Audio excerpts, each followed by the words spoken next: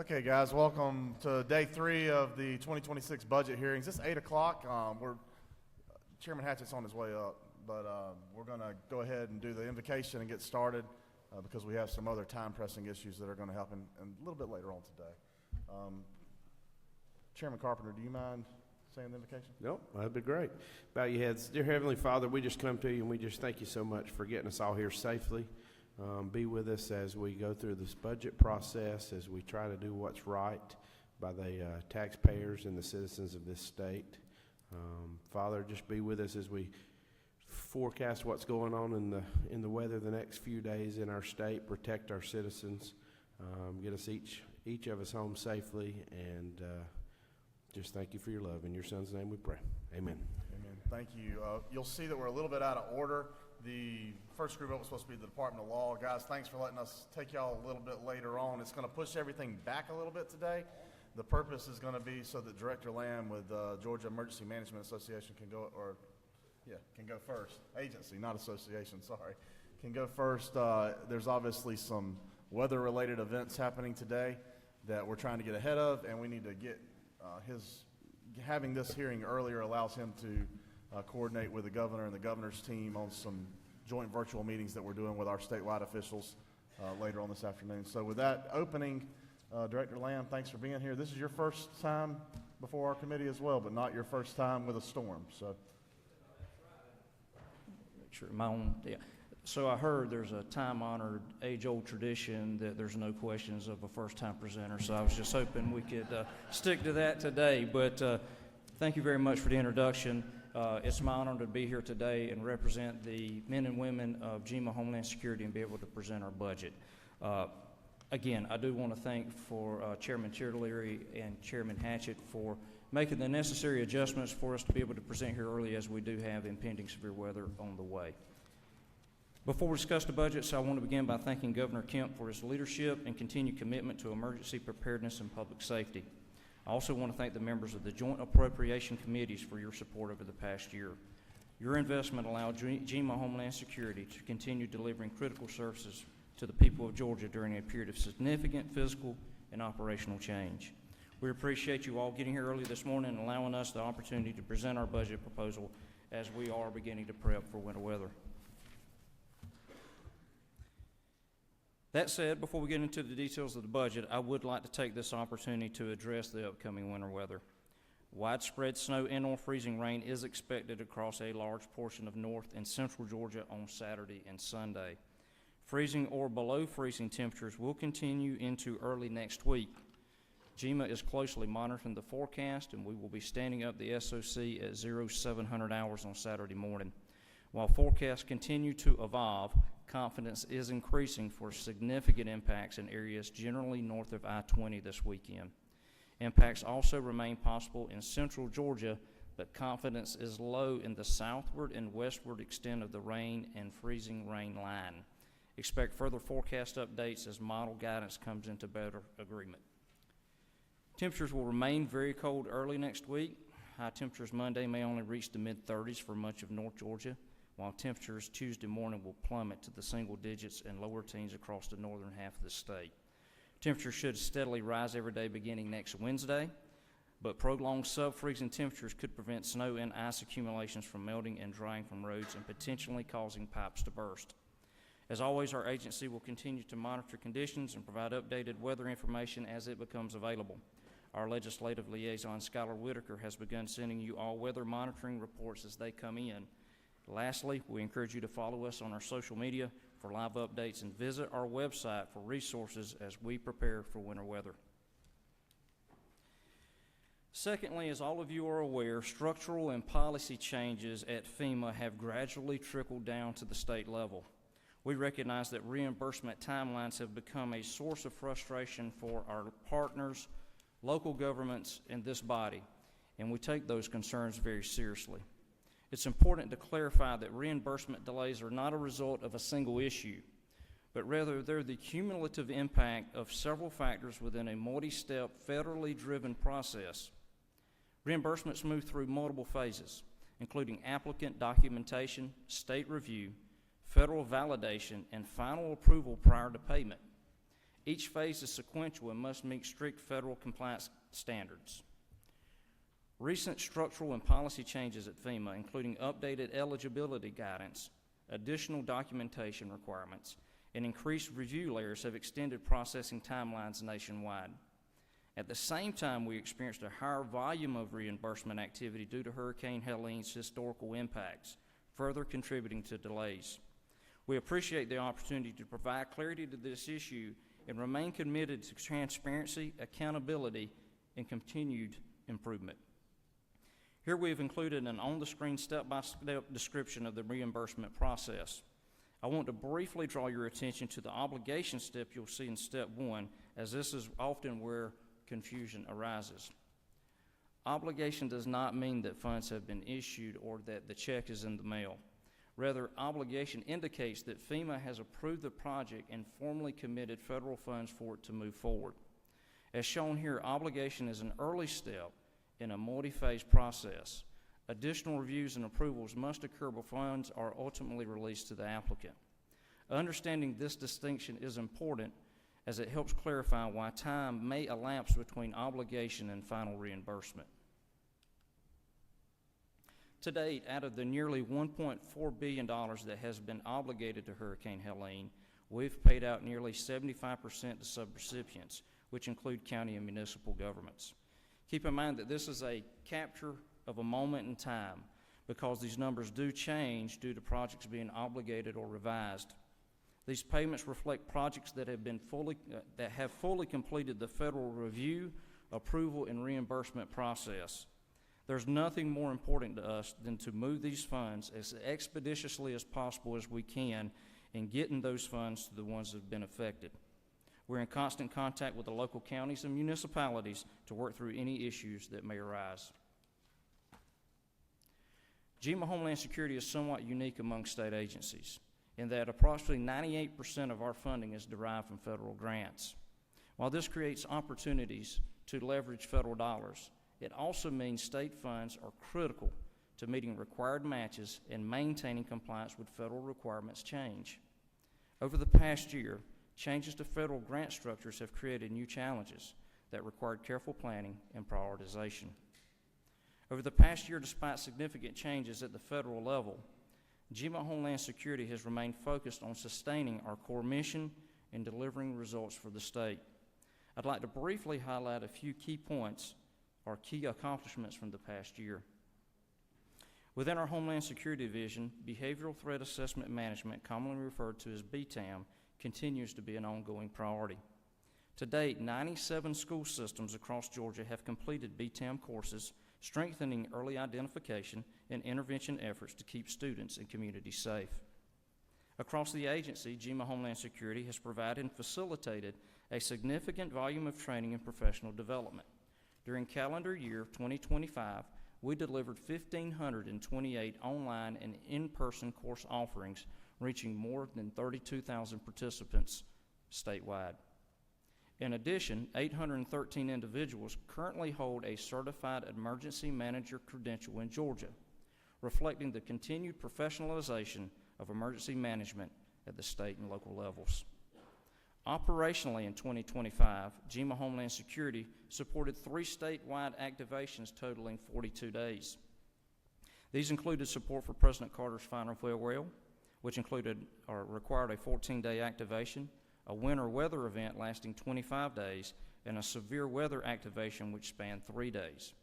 Together, these accomplishments demonstrate both the breadth of our preparedness efforts and our ability to sustain operations during extended real-world events. We successfully managed multiple federal grant cycles, ensured compliance with evolving federal requirements, and maintained statewide emergency preparedness capabilities. We also advanced planning and readiness efforts for Next Generation 911, which I will address in a later slide.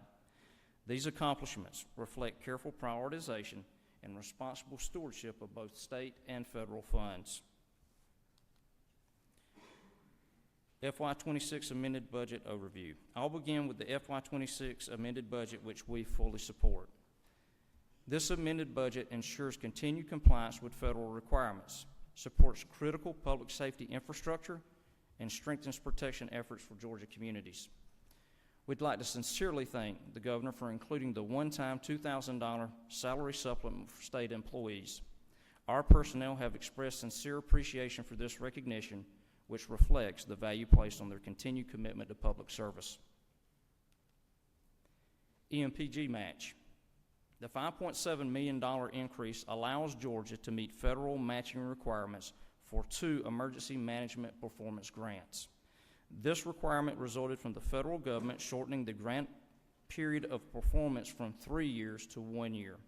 As a result, both the FY 2024 and 2025 EMPG awards now require a full state match and must be extended by September 30th, 2026. Without this funding, Georgia would risk losing significant federal preparedness dollars. The next item relates to the Georgia Emergency Communications Authority, which is administratively attached to GMO Homeland Security. The additional $9.9 million builds upon the existing $5 million allocation and funds the first 2 years of GIS build-out necessary to support next-generation 911 services. This investment improves call routing, accuracy, response times, and situational awareness for emergency responders statewide. The final item in the FY 2026 amended budget is a $1 million transfer from the Department of Public Safety to GMO Homeland Security for the Protection of Communities Grant Program. These funds will be administered along the federal nonprofit security grant program, allowing the state to better coordinate resources and strengthen security for at-risk communities across Georgia. I will pause for if there's any questions related to our 2026 amended budget. If not, moving into the 2027 proposed budget. Turning now to the Governor's proposed 2027 budget for GMO Homeland Security. The $1.429 million covers the state match requirements for the first quarter of FY 2027, which corresponds to the final quarter of the federal fiscal year 2026. The next item is a transfer of funds from GBI to GMO Homeland Security for Gain Case Management System support.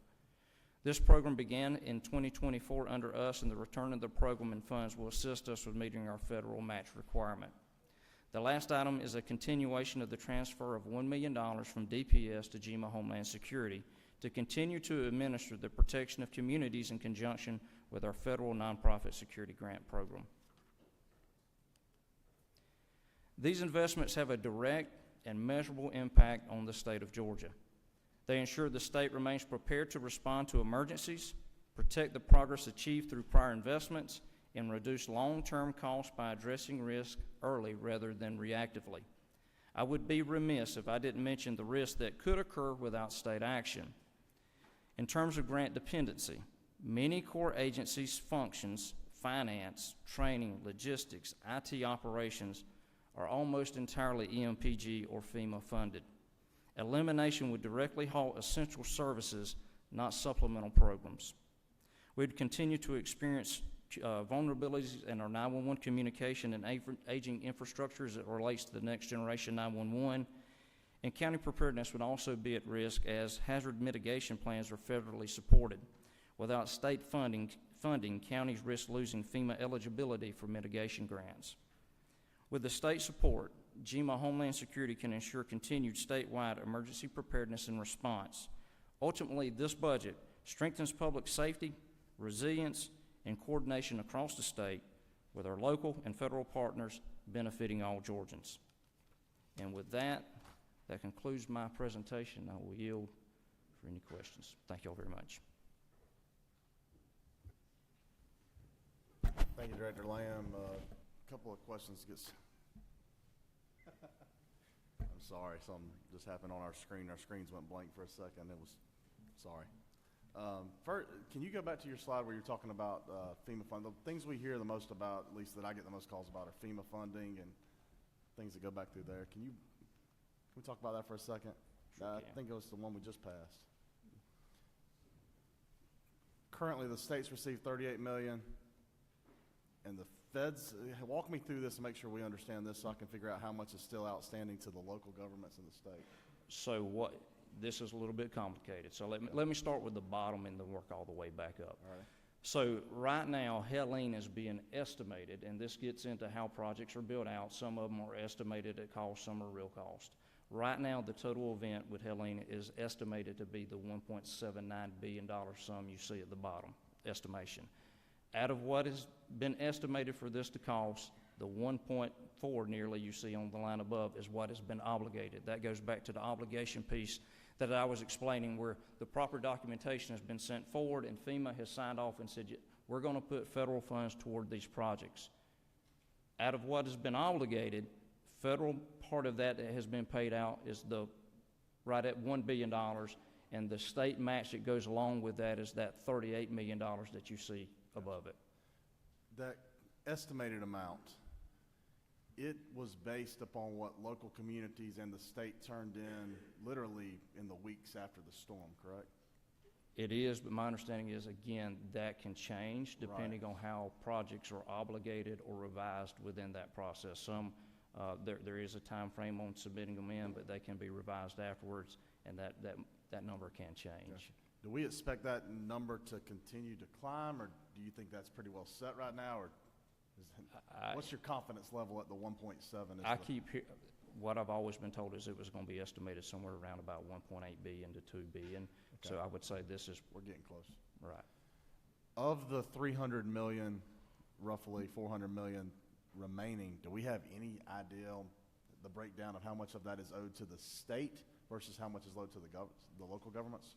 We probably do. I don't have that right now, but we have it broken down by projects on spreadsheets, so that would be something we would be able to get even if I don't have it here now.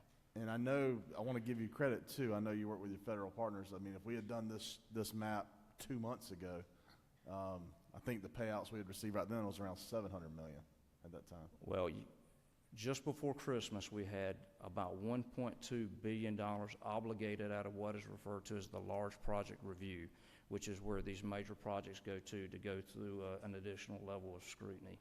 We had $1.2 billion or so released out of that just before Christmas. Out of that, and you and Chairman Hatchett are on the emails you've seen where we've probably had over 600 million released since then. So money is flowing much better now than it was in the past. We're hoping we are so-called over the hump, some you would say, because money is flowing better, but for a long time, money wasn't flowing much at all. And we understand that causes hardships for a lot of people. We're very sympathetic to it, and again, I would just assure everybody, we're doing everything we can to try to move that money along, and I would tell every one of you too, and I know there's probably several in the rooms, people I've done this for in the room, every one of these situations is different and unique depending on the particular situation. But if you call me, we will dig into it, see if we can move heaven and earth. Sometimes there is, sometimes there isn't. Because, again, it is a federally driven process, but I assure you we will do everything we can to get the money to those that are affected and in need. One last question on this topic. You said there's a difference in it being obligated and then it coming to the state. What is the word that local governments should be looking for when they're looking at their FEMA pages? Or if it's not obligated, what should they be looking to see? It's not obligated because, again, that obligation is just that FEMA has approved for the project to move forward and they are setting money aside. I'll go back, and the critical piece in all of this is when our grant specialists are working with those counties, and just referred to as subrecipients, they are in communication. We're trying to change up some of the wording, so to speak, because there's even one where it refers to a check, and it would lead you to believe that the check is in the mail. It is not. I'd had to get the technical term on that, but what I will say is they are in communication between, and I'll just say this, again, you go back to the magnitude of this storm. It is somewhat unique in just the fact that Helene was so big, and you had 95 counties that were affected by it. So what's happened is all this influx of money have come in, and you've got counties that got a tremendous amount of dollars invested. A lot of those have now brought in a consultant to help with that too. We've found sometimes when the consultant comes in, the county steps back a little bit, and there's some miscommunication in the process, and a lot of times it's getting the right people back talking to one another. I don't know the exact word they should wait. What I would say is that communication is happening between our grant specialists and them. Was it dispersed? Is that the word they were using? Okay. Greg, Yeah. do you know exactly what the verbiage on that is? You good on? And maybe this is the better question to ask. After the funds hit GMA, when they hit your account, what is our turnaround time to then give them issued out to the counties or the cities? Once it hits GMA, and let me back up a step before that, it doesn't actually hit GMA, it hits OPB. OPB cuts that check. Once it gets to us, we're getting it out in a matter of days. I mean, we're immediately making phone calls. We're putting people into, I've hand-delivered checks. We're having our field coordinators handle checks. Once we get the checks from OPB, and it usually it depends on what day OPB is cutting the check, but they turn it around as quickly as possible too. But once we get the OPB, it comes to us, we're delivering it almost immediately. Thanks. Director, I just have one sort of request. I understand the delay, well, I can't say I really understand the delays. It's not your delay, but will you just make sure that the people in your area under you that are working with the local entities are constantly communicating, because you know who doesn't have their money yet, and you know they're waiting on it. You just please make sure you're communicating with them and keeping them in the loop. Absolutely, yes, sir. Thank you. Yes, sir. Chairman Carpenter. Do you foresee increased costs, obviously coming up with the World Cup and then the Super Bowl next year? Do you see that being a strain on your budgets? No, and I'll tell you why. A lot of that cost is being offset through federal dollars. There was money put into the federal budget on that. I think it's about $73 million that's gone out, that's being set aside for grant overtime. We've just went through that grant process where all the participating agencies are signing up to be eligible for that overtime. So I don't have concerns on that as of right now because it's going to be offset through federal money. Okay. Chairman Goodman.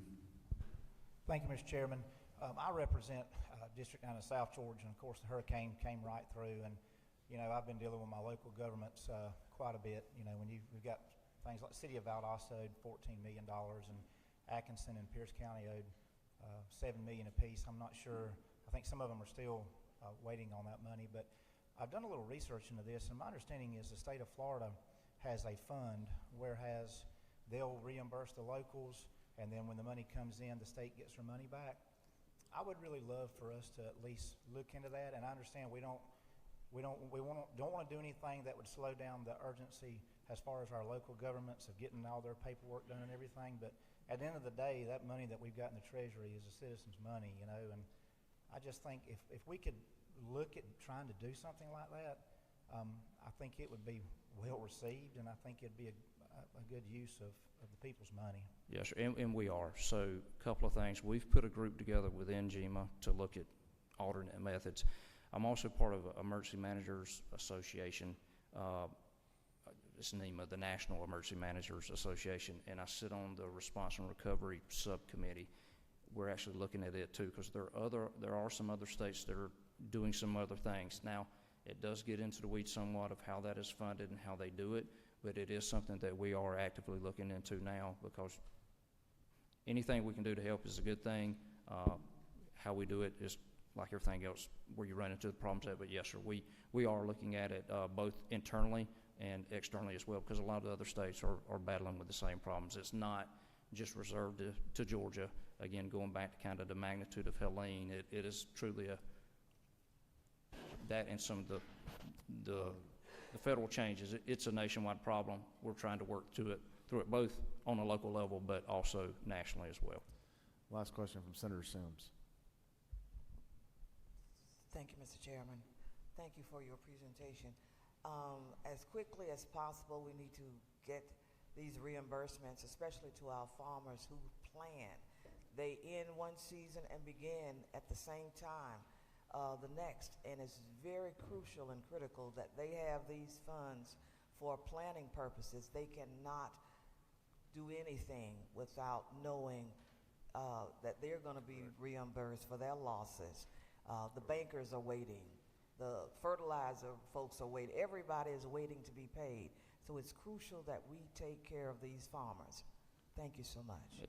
100% couldn't agree with you more. I would just remind everybody that Often we play a game in which we don't write the rules, and it goes back to those federal guidelines. I come from a farming family. I understand how it affects them, and again, I would just go back and assure you, we are trying to do everything, but we do understand the severity and the importance of it. So yes, ma'am. I said last question, but somebody else asked, and she's got a lot of seniority. Chair Lady Lynn Smith. Thank you, Mr. Chairman. I'm over here straight in front of you. Yes, ma'am. So, it's been my experience with local governments, especially our very rural areas of the state, that they do not have staff nor talent to fill out these applications. And a lot of times the delay is due to inexperience. And I don't know if our state has a system to support that, but I do know several of our rural state counties create their own harm without knowing they're doing it. Yes, ma'am. Well, part of that goes back to the money that's being that's they get in relation to some of these events. They can use some of that to bring on, and Anna, correct me if I'm wrong, but they can bring on consultants to help them with that process, and that's what a lot of them have done. But we do assist them in that process. Again, I think it comes back to some of the magnitude is causing some of that issue too. But yes, ma'am, that is something we look at, and we're trying to alleviate any issues that they may have as far as their trouble in filling out their paperwork as well. Thank you, Chair. Yes, ma'am. Director, thanks for being here today. If you don't mind, this roughly $400 million difference between the current estimate and obligated, if you could get us a list of where that would be, just so we can kind of have it for our purposes of understanding and planning. Really appreciate it. Thanks for Absolutely. what you're doing, Thank y'all and thanks for very what you're going to be much, doing over the next 72 hours, too. Yeah, we'll keep you updated on the weather. Thank y'all very much.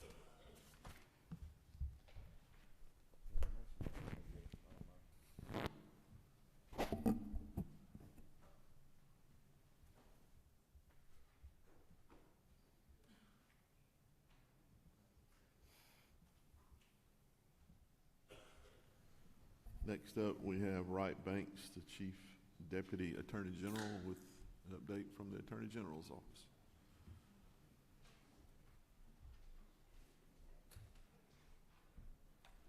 Good morning, Chairman, members of the committee. I'm Wright Banks. I'm the Chief Deputy Attorney General. I'm here on behalf of Attorney General Chris Carr, who has a commitment this morning that I think is family related. With me today is Travis Johnson, our Chief of Staff, and Adam Ross, our Finance Director. I also have Jordan Watson in the back, who's our Director of External Affairs and Policy.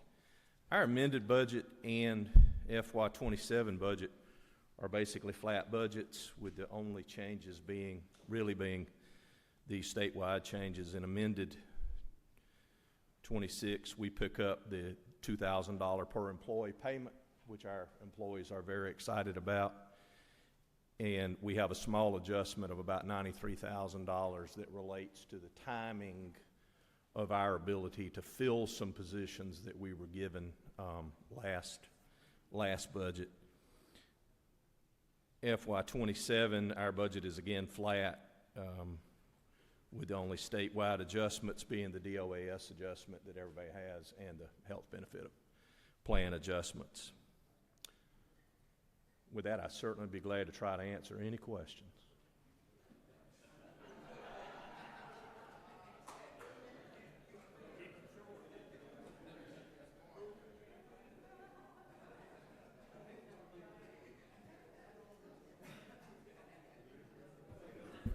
We would have let you go first if we knew it was going to be that fast. Well, I spent a good bit of time working on that, so I was getting that finalized in the back while Jima was presenting. I think Chairman Tillery has a question. My questions are, first of all, Wright, thanks for being here. I know you've been litigating with the Department of Law for a long time. Carry us back to the opioid settlement for a little bit. We were asking Commissioner Tanner some of these questions. Can you tell us right now the total dollars that we've received statewide and then what we're expecting? Cash collected, I think we're at about $200 million cash collected. But now the settlement obligations extend, over multi-years. Just remembering the distributor settlement, my recollection is the state on distributors would get about $600 million. But that payout, as I recall, is over about 18 years. Of those funds, what percentage of that 200 million currently is at the trust, and what percentage do we have some allocation over from the legislature? So that, I don't know that offhand, Mr. Chairman. I'd be certainly glad to get you that. Of the 200 million, there was a first round of settlements, you may recall, with the distributors and Johnson & Johnson. Those funds, as I recall, all went to the trust. Then there have been, as collected, of course. You know, there's an obligation, a tail obligation. Then the individual settlements that have happened since then basically have an allocation that, as I recall, is a split where some of the funds go to the trust, some of the funds go to the state treasury and are available for appropriation, but then have, of course, conditions on how they can be expended through the appropriation process that are forced on us by these national settlements. The reason we're asking is we heard the commissioner talk about I think it was a WSB article this morning about the issues we're having with forensic beds. If we've got 200 million that we can allocate towards state hospitals, forensic beds, why would we not go ahead and do that? Some of that 200 million, I believe, he would know better than me, some of it I believe has already been subject to grant processes. I remember reading that there was some number that was granted from the trust. Mm-hmm. Some of that 200 million is probably not, is still in process, like we've collected it and we're about to remit it to Treasury and over to the trust, some part, but the cash does exist. But some of the 200 total that has gone to the trust, I believe, has already been granted out. I wouldn't presume to speak for them, of course. But in that category, then, of the funds that the 200 that's currently there, are there permitted and unpermitted uses? Yes. What's permitted? We have a book on this topic, okay. But you essentially are expending for opioid abatement purposes. You've got to fit yourself within the confines of a national settlement that describes what you can do. But in general terms, there's a good bit of breadth there in terms of what you can do, so if we were as I recall. So at DBH, if we were doing something with developmental disabilities or behavioral health, we're probably going to be okay? We certainly could talk. We're glad to have input on that if there's a specific proposal, but it would be good to, the devil is in the details, of course. Well, there is a specific proposal this year is about $30 million in the MAP program. Has been proposed to essentially use those funds instead. That's something the legislature was looking at doing years ago. We were told we couldn't do that we had to go through the opioid settlement fund instead. We couldn't directly allocate. I'm just wondering if there's a change in policy there or what's happening? Forgive me, I don't know the details of that question. I apologize, but we would certainly try to be helpful on that point, but I don't know the details of that one. We may have to revisit the issues concerning the legislature's involvement with the trust as we move forward. Certainly. Understand.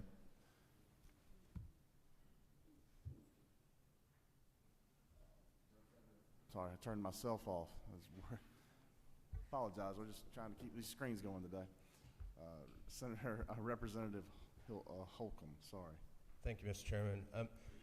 In past years, we've heard a lot about turnover and retention of staff, and we heard that yesterday from the Chief Justice with respect to the courts. Are you having similar issues within your agency still, or are they resolved? Well, with the support of the legislature and the governor's office, we went through a 3-year process of getting some enhancements to our appropriations that we used to move our salary structure upward. We accomplished that over those 3 years. We moved our starting salary for lawyers, for example, from about $62,000 up to about $75,000. That has helped us. We've seen some stabilization, but are there challenges in hiring lawyers? Yes. And Atlanta is a tough market. We compete with other government entities. Local governments are paying. Some of the large local governments are paying large amounts to starting lawyers, for example. We lose people to our own clients sometimes. It's a challenging market, but But the 3 years of support we have been given have helped us a lot. There are areas that remain challenging. Litigators, if you're trying to go hire an experienced litigator in the government sector, that's a tough market. Okay, thank you. One final question, right? I know we've been working with you guys for years, asking for your help with shutting down cell phones in prisons.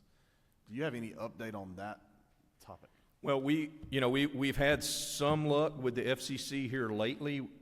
AG Carr co-chaired with Arkansas a letter recently with the FCC.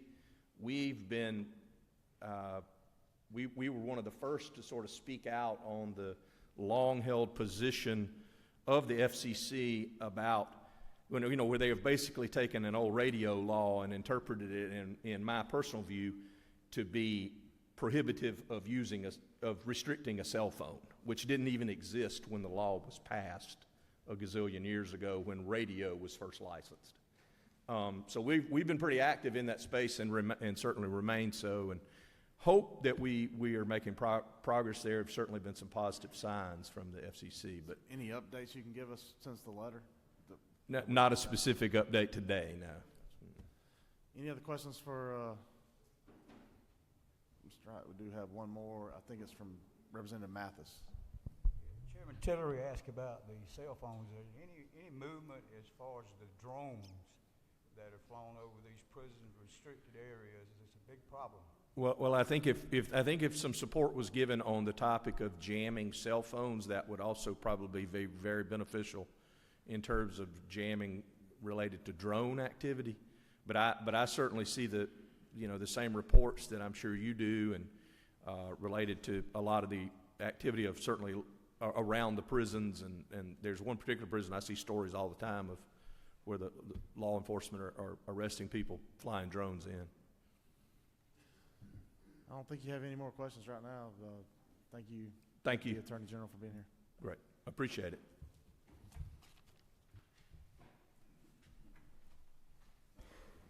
If you see us messing with this, when we hit these buttons, sometimes they're not turning your mics on, and sometimes they're not turning our mics off. But but if you see us messing with this, it's not. It's us. It's user error. I apologize there.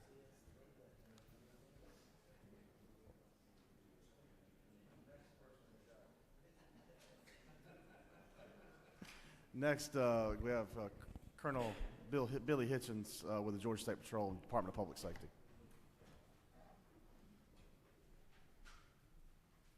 Well, good morning, Mr. Chairman and members of the General Assembly. It's truly an honor to be here this morning, and I'm thankful to have this opportunity to speak with all of you. We're excited to work closely with this legislative body, as well as other state leaders during this legislative session and throughout the year. Our commitment is to continue to be transparent and responsive to all of you and the citizens of the state of Georgia. We stood before you previously to explain the troubles we were having with our retention and recruitment. The governor and this legislative body listened. I stand before you today to tell you our department is either moving in the right direction or we're holding steady in our divisions because of what you have done for our employees and our agency. Speaking of moving in the right direction, our employee retention is higher than it has been in years. With the $16,000 salary adjustments over the past 4 fiscal years for our starting sworn employees, it has increased our overall recruitment and retention for our agency. In December 2021, we had 769 troopers. Our position count as of December 2025 was 864 troopers. These are 95 additional troopers that have been able to recruit and retain for our department. For our other sworn divisions, as of December 2025, we currently have 222 commercial vehicle enforcement officers, 22 Capitol Police officers, and 147 dispatchers. The decrease in open positions is in large part due to the support we've received from Governor Kemp, First Family, and from this legislative body. The salary increases have helped give our employees another reason to continue to call DPS their home. To build on personnel, DPS would not exist if it were not for our incredible and dedicated employees. They are our most treasured and valuable asset. We can have the best looking patrol cars in the world, but if we don't have the employees to drive them, what good are they? Our employees chose to become guardian angels of our state, the merciful and benevolent protectors of public safety. They willingly accept the mission of DPS, and they rose to stand between good and evil. They stand tall in the face of tremendous adversity, provocation, and challenge. I'm here to tell you I've been on those front lines with our employees, and it's not an easy task to be the one who stands between normal life and utter chaos. I think we can all agree this has been highlighted over the past years. Their continued dedication to their profession is what allows citizens to sleep peacefully at night and go about their daily activities. We all know they will never be sufficiently compensated for the heroic deeds and what's asked and demanded of them, but what they deliver is priceless. Since 1937, DPS has set the standard of what a law enforcement agency should be. The legacy of our agency is in the hands of our personnel. They are the ones that are currently writing the next chapter of that legacy, and it's their responsibility to make sure the chapter they write becomes part of a bestseller. I want to assure you our command staff is committed to rewarding and recognizing our employees for their sacrifices. In 2021, Governor Kemp came up with the idea of a crime suppression unit in Metro Atlanta. Since the creation of the 10-man GSP unit and the beginning of the larger multi-agency crime suppression details in Atlanta, they have conducted over 100,321 traffic stops, apprehended 1,345 wanted persons, issued 1,220 reckless driving citations, taken 2,240 impaired drivers off the road, recovered 1,185 stolen vehicles valued at over $33.1 million. The success of our crime suppression details in the Metro Atlanta area has led to other police departments and sheriff's offices requesting our assistance in their jurisdiction. We have conducted successful crime suppression details in Albany, Blakely, Columbus, Cordele, DeKalb, Macon, Savannah, Thomasville, Valdosta, and Warner Robins. In 2025, our SWAT team handled 89 calls for service. To highlight one call and an example of what they do, on December 5th, 2025, SWAT was requested by the DEA to execute 2 of 4 search warrants in Stockbridge. These warrants were related to a drug trafficking investigation. All total, 8 people were arrested, 15 guns were seized, 7 of those were chambered. 1.4 kilograms of cocaine, 4.2 pounds of marijuana, and $3,000 cash was seized. Since April 15, 2021, when we began tracking the apprehension of murder suspects, our specialty units that operate in the metro area, including the SWAT team, have apprehended 92 murder suspects to date.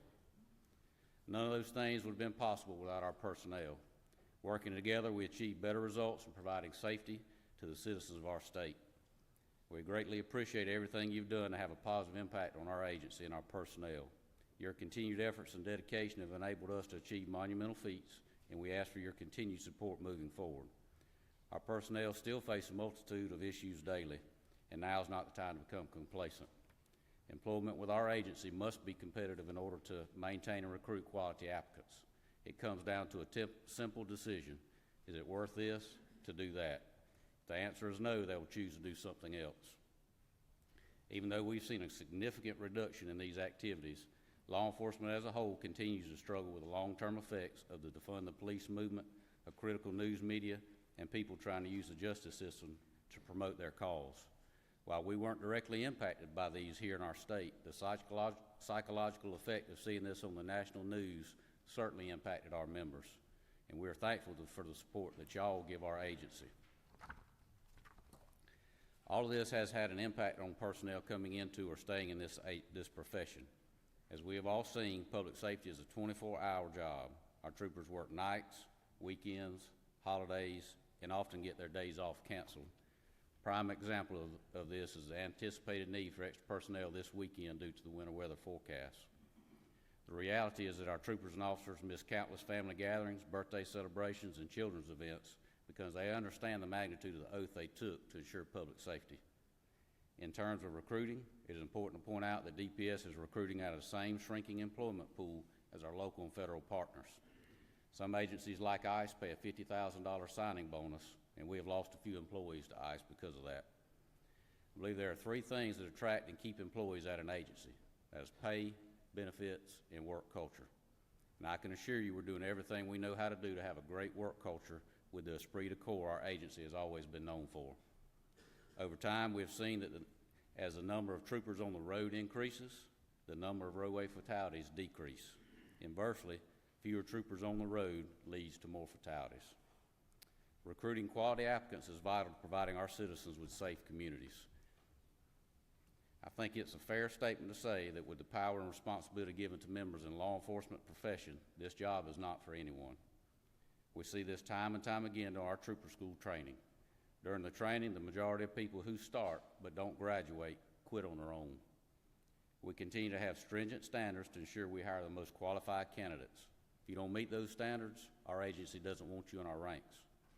As I stand before you today, I want to personally assure you our commitment will always be to work hard for our employees of this department and the citizens of this state.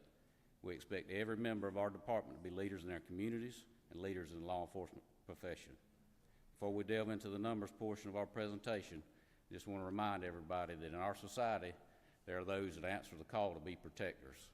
Our agency has proudly served and protected during some extremely difficult times, and I'm proud of the men and women in our agency. They are compassionate, professional, trustworthy, and display the fortitude to do this job every day. They set the standard. We're thankful for the governor's and legislative support that you provide us the last couple of years' budget process, from the funds for the salary increases previously mentioned to the new radio system, additional K-9 funds, and our bond funds. We've already highlighted the pay increase as a huge reason for the recruitment and retention of our sworn members, but we also want to thank you for the funds we received in fiscal year 25 to implement our dispatcher career promotion path. In 2021, we were down to 126 dispatchers statewide. We currently have 147. While 20 may seem like a small number, they are the front line to our front line. They are often the first contact to the public has with DPS during an emergency, and most importantly, they are the lifeline for troopers and officers who patrol alone. And our dispatchers also dispatch for several other state agencies. If we don't have qualified and experienced dispatchers answering calls and ensuring troopers and officers are routed properly with correct information, we cannot meet the mission of our agency. We have completed installation of the statewide radio system.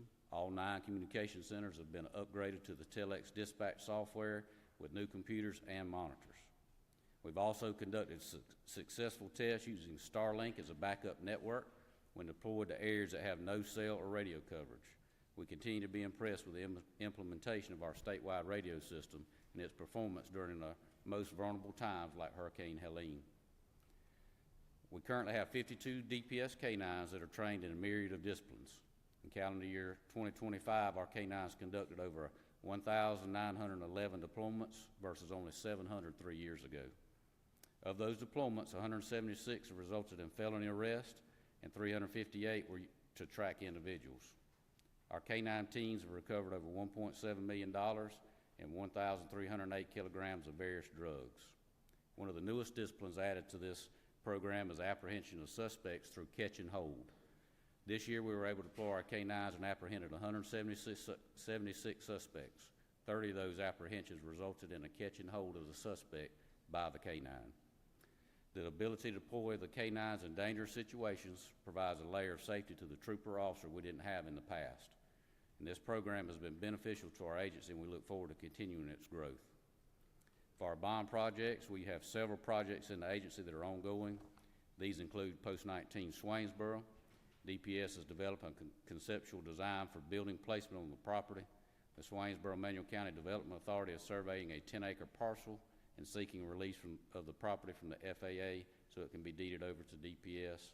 The property is located on US 1 at State Route 57. Post 21 Sylvania, on November 19th, the bid for the new post located on US 21 was awarded to TQ Constructors, and site work and tree removal began last week. We look forward to a groundbreaking ceremony soon.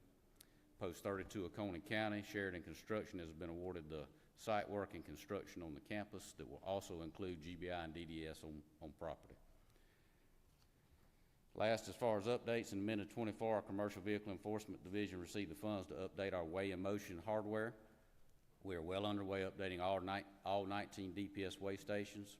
We have 3 that are fully operational with the new equipment upgrades, 3 stations that are currently in the replacement phase, and 4 stations that will soon begin the in-ground construction and equipment installation. This will give us 7 to be completed by June 2026 for a total of 13 completed stations. The remaining 6 will be upgraded by fiscal year 27. Now I'd like to move to the governor's budget recommendations for amended 26 and fiscal year 27. You'll find the Department of Public Safety on page 292 for the amended 26. We appreciate the governor's recommendation for the one-time supplement of $2,000 for our full-time employees. In field offices and services, the transfer of $1 million for the protection of community funds to GEMA on line 2.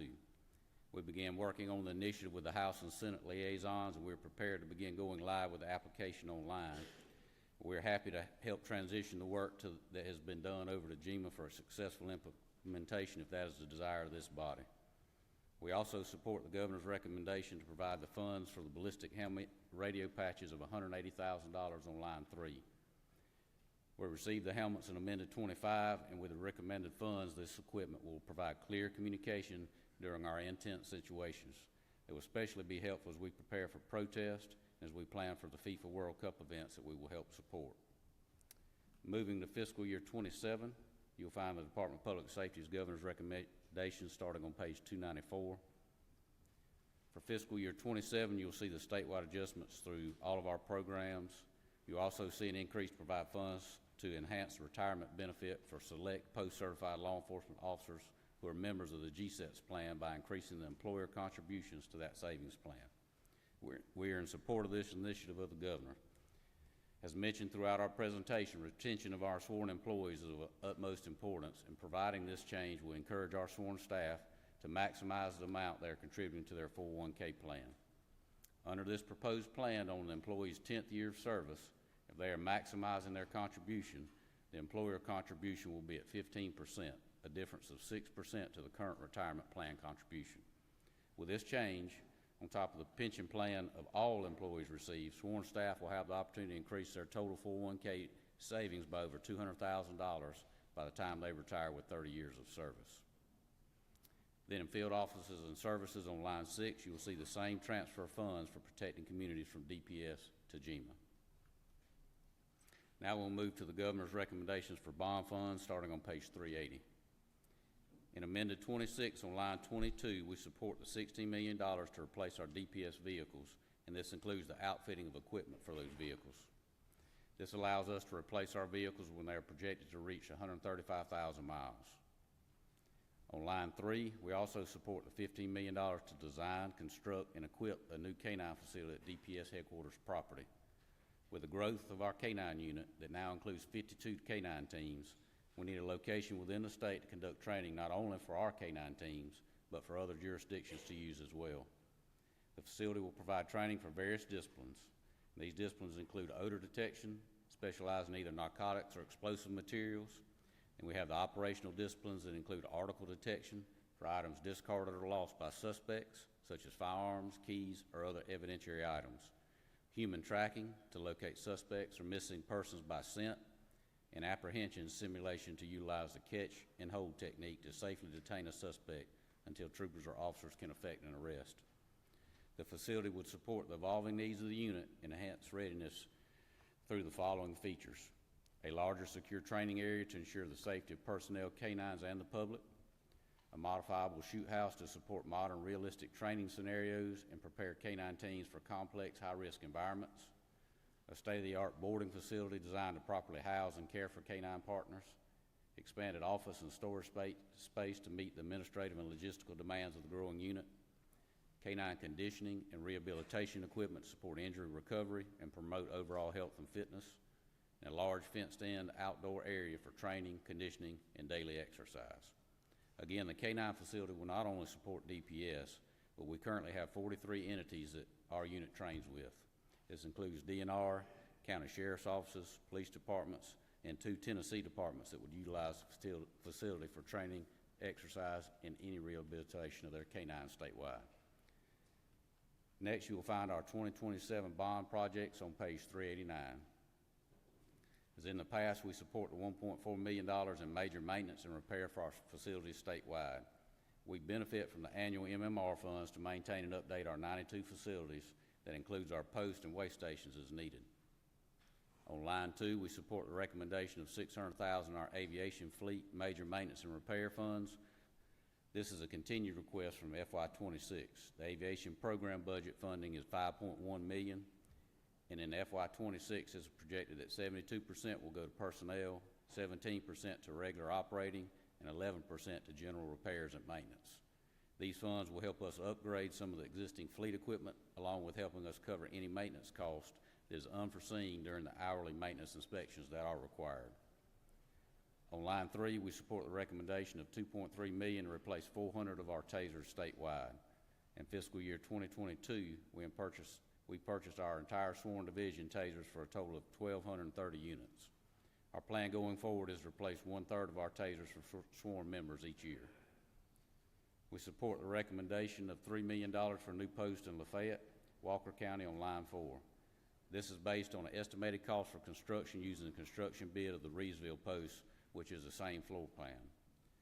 Post 41 Lafayette was built in March 1967, and DPS is leasing this site from Walker County Board of Commissioners for $1 a year. We did some renovations in 2007 and again in 2018.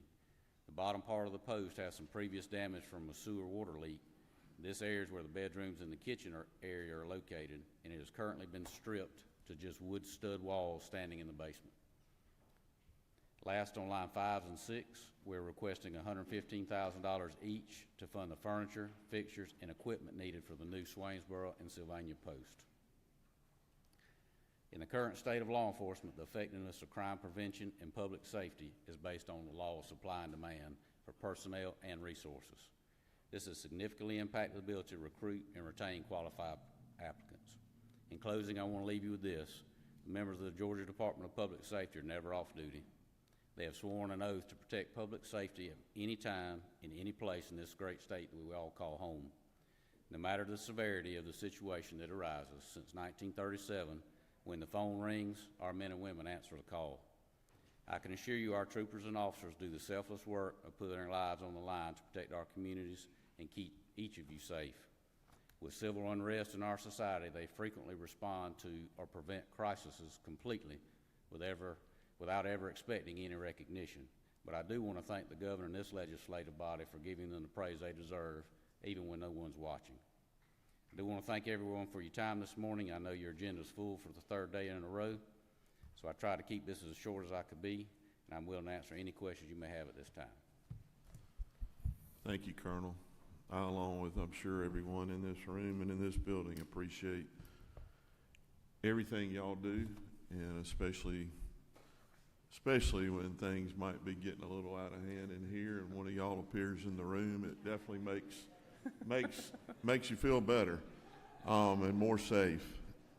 So, Chairman Hitchens, I just wondered if you want to have the honor of asking the first question, or I don't know if the Colonel's mama would approve, but I'll let you ask. Well, I'm not scared of much in this world, but I'm scared of his mama, and I don't want to ask him any difficult questions.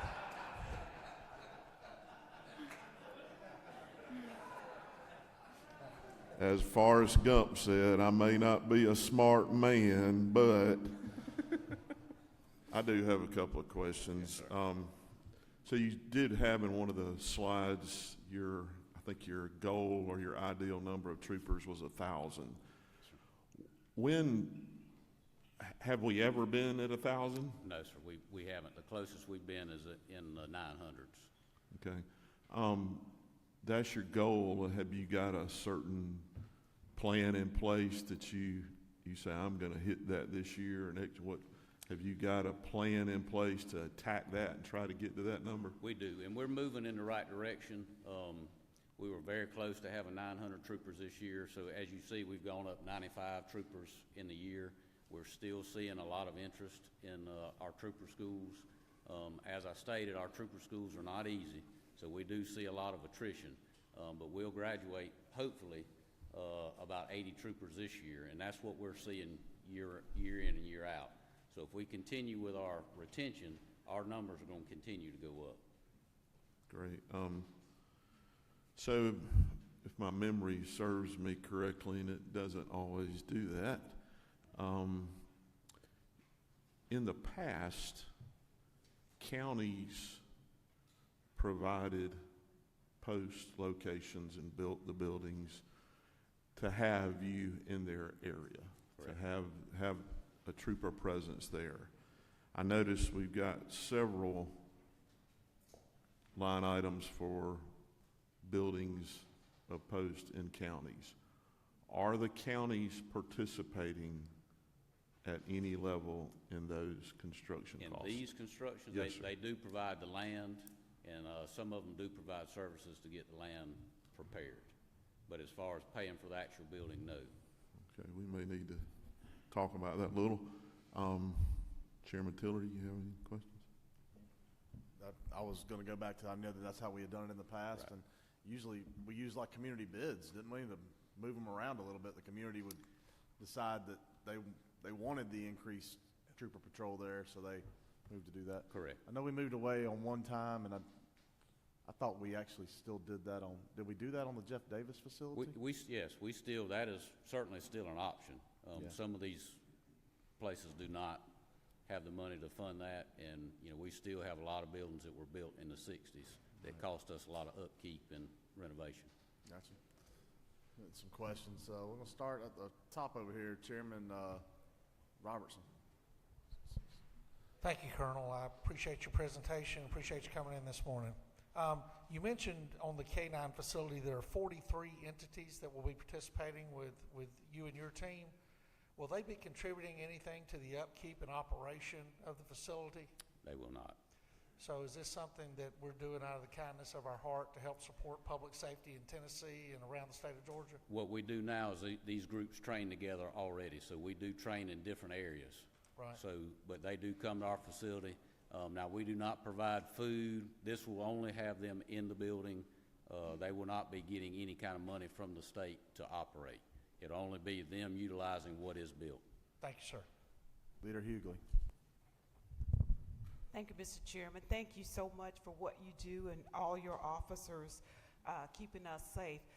My question has to do with training as it relates to dealing with those situations where there is a mental health concern or a behavior disability concern. How confident are you in that level of training for your officers? I'm very confident. Obviously, things can go astray at a moment's notice, and we can't control every aspect of what's going on the scene. But our people go through CIT training, so they get that. They actually go and actually have people that have mental health issues come in and try and help them and show them ways that they can deal with people that have the same mental health issue that they do. But I'm confident that our folks can do that.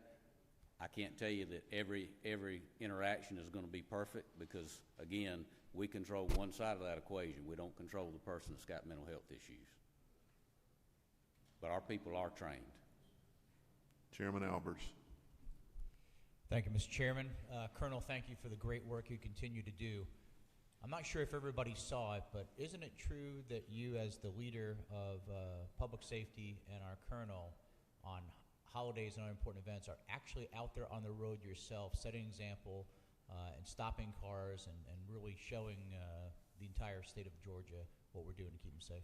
Yes, sir, and it's not just me. That's an expectation we have of our command staff, our leaders, and our troop. How do we ask our people to go out and do things that we're not willing to do? And I can tell you, I get a lot of surprised faces when they see a Telluride stop them.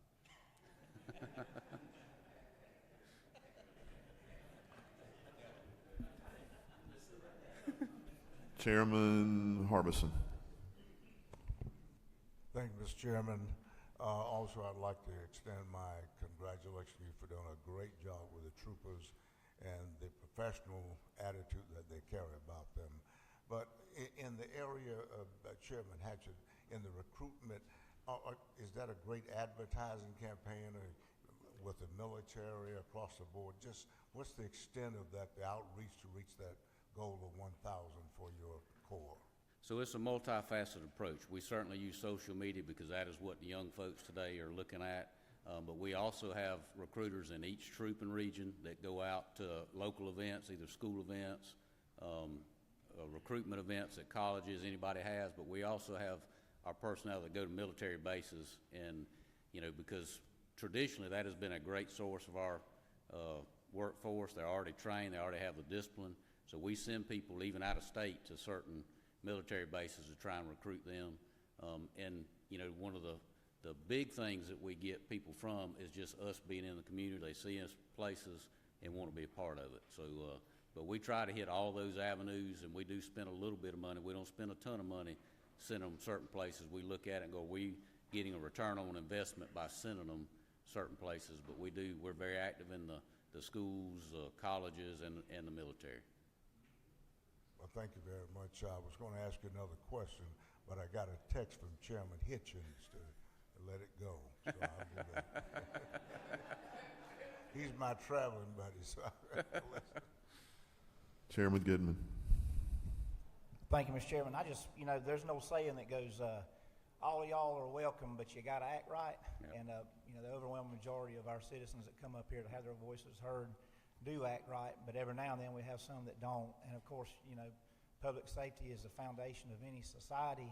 And, I just want to tell you from the bottom of my heart that thank you for everything you do, because you all are the most important people in this building. You're more important than the governor and lieutenant governor and speaker and everybody in this room, because I'm just going to say it, because we could not do the work of the people without you.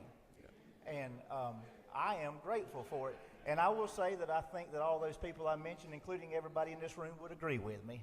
So we're very thankful for you. Thanks, sir. I'll take the compliment, but I'm not going to comment on it. Thank you. Amen. Representative Al Williams. Thank you, Mr. Chairman. And Senator, I know you're not running for anything, so forget it. The mental health issue was answered, but I did want to ask you, you showed support for several localities all over Georgia as a backup. I've noticed it's become quite popular. There are a whole lot of stars on shoulders, and I've seen some 5 stars, and we hadn't had one of those in the Army since World War II. You go in as a colonel. Do you ever have to salute all these stars we have all over Georgia? No, sir, I do not. All right. Got a couple more questions. I think Chairman Lee Anderson. Is that right? Colonel, thank you for what y'all do. Y'all do make us feel safe. Y'all truly do a great job. Thank you. I want to thank you for taking after your mother. But at the same time, say the next 5 years, I know the goal is to get where you want to get to employees, but do we have very many that's going to be retiring? Yes, sir, we do. I mean, we're at an age, at my age group, there's still a lot that can retire. What I will tell you, though, just for our trooper side, we have 57% of our employees with 9 years or less. We are a very young agency, 52% with CVE, 77% with Capitol Police, and 80% of our dispatchers have 9 years or less. So there are a lot of people that are very young in our agency, but we do have some that will transition to retirement. It's not going to be a full-out exit, but we'll have regular attrition that'll go out. Chairwoman Donzella James.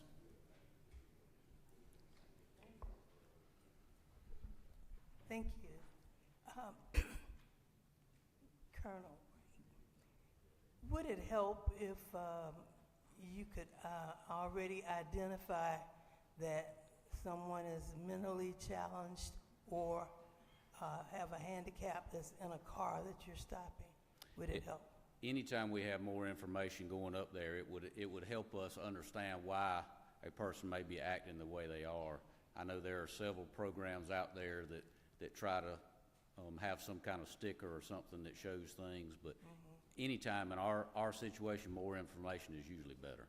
Okay, I know that it's several pieces of legislation that one identifies on the tag that someone may have autism or, they act out when they get nervous and they pull them out the car, and so this would help to make sure they don't get hurt. And that's part of that training we go through, but it takes time to understand what you're seeing. So if you knew that going in, it's just like any time the more information we get on a call, it helps us formulate a plan as whatever we're attacking. So it gives us information to either handle it this way or handle it that way. So anytime we get more information, it'd be beneficial. Okay, I know the other one is to have an identification on your driver's license, but to me, is that after the fact? Because, you know, you already pulled them over. Well, you know, any information will be good. What part of the problem I would see with that is I'm sure y'all have seen a lot of videos that people do not want to hand over their license. So do you create a problem before you get the license? But either one would help us just having more information. All right, thank you so much. Chairman Carpenter. Thank you. Colonel, just a quick thought. I know there's been some concern around the nation about people with CDLs that maybe we shouldn't be allowed to drive, especially in the state of Georgia. And my question is, can you address maybe some thoughts on putting folks at weigh stations at the edges of the state just to make sure that those folks aren't in our state driving and really more than that, competing with our trucking industries that's driving down costs so they can't make a living? And we do some of that. Our CBE side of our agency really is working hard. I've been amazed at the number of people that they are getting out of CBEs that are not licensed. We see, and it has shocked me, it's mostly Middle Eastern or Middle Europeans that are coming that I would have thought that would not be our major thing, but they are pulling those out. We have, anytime they come to a weigh station, they're required to have an officer there, and everybody that was eligible to do the 287G training with ICE, our department did that. So they have that authority to do it. And again, anytime you come into a weigh station, an officer has to be present. So we have that capability already there. Okay. Colonel, one of your alumnus, Chairman Lumsden. Thank you so much for carrying on the tradition of our great state patrol. You mentioned something earlier that I just wanted to see if we could get you to expand on. Accidents, injuries, and fatalities are major drivers when it comes to the insurance premiums that we pay. You said that for every trooper that we added, you saw a reduction in fatalities. Can you expand on that a little bit as far as it relates also to accidents and injuries? It does, and we're seeing that this year. It's a trend, and this is not new. When my father was here, they had this same chart, and it showed the same trend. And my thoughts on it are, you have police departments and sheriff's departments that are out there doing things, but they're handling calls as well. So when they get overrun with calls, what do they lose? Traffic enforcement. So as you put more troopers on the road, that is our main function. So you have somebody dedicated to do it. So you are having people enforce traffic laws consistently when you have more troopers on it. And I will also say, knock on wood, getting away from the protests that we were seeing. So I mean, now our people are actually doing the job that they were designed to do, and I hope we can stay in that same vein. But we were down pretty significantly this year, about between 15 and 20%. Well, I'm very pleased to see the increase in the numbers. I remember we were having trouble maintaining 700 for many, many years. Yes, sir. So this is a very positive direction, and I just applaud you for your work and want to continue to see our numbers grow. Thank you very much. Colonel, just two more questions. Representative Reese. Thank you, Mr. Chairman. Colonel Hitchens, thank you for your presentation, and thank you also for what you guys do for us. Really appreciate your service around the state. I was looking at your dispatch numbers, and I noticed on that chart that there's an upward trend. As you deep dive into those numbers, and I'm sure you do, is there a particular category that seems to be driving that, or is it commensurate with the population increase, or what type of insight do you have on your dispatch numbers increasing? Well, I will tell you, we saw the spike once we did the dispatcher career path. Prior to that, you got hired, you got a pay raise after 1 year, and then you didn't get anything unless you got promoted. So now there's some steps in there that gives them a future. So we saw that number go up at that point. But you also have to remember, a lot of females do that job, and it's a good job for somebody without kids, but they work a rotating shift, nights, weekends, holidays. So they compete with other jobs that are Monday through Friday, 9 to 5 jobs. But that is when we saw our numbers go up, when they got a pay increase and a step ladder. And what, in the same vein, what about the categories of the calls that you're seeing? Some of that is just the population in our state going up. Some of that is also, we've added a few state agencies that have come on that they dispatch for now. But I would say the majority of that call is the number of the population going up and the number of troopers on the road, that they have more people doing more work now.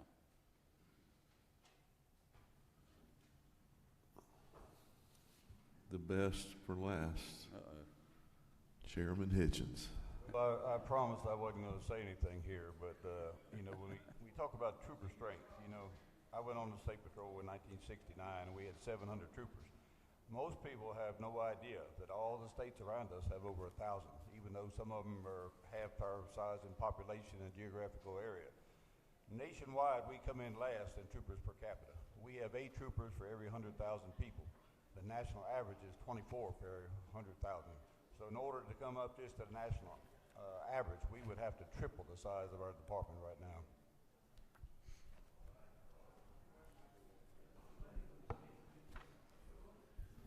I wouldn't say I'd say that's an interesting note to close on. Thank you, Chairman. Colonel, thank you.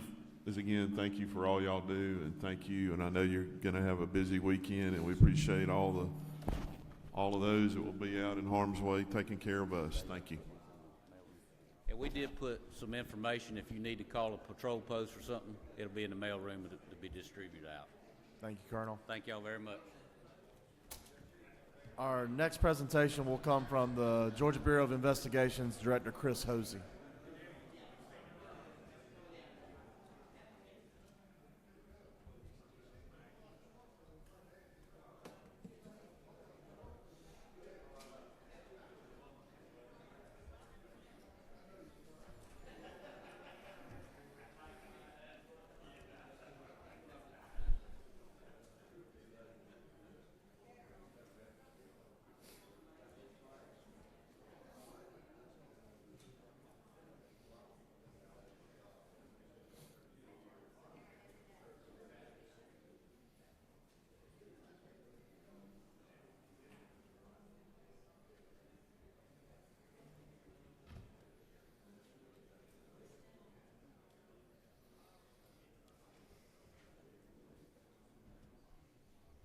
Director, welcome this afternoon.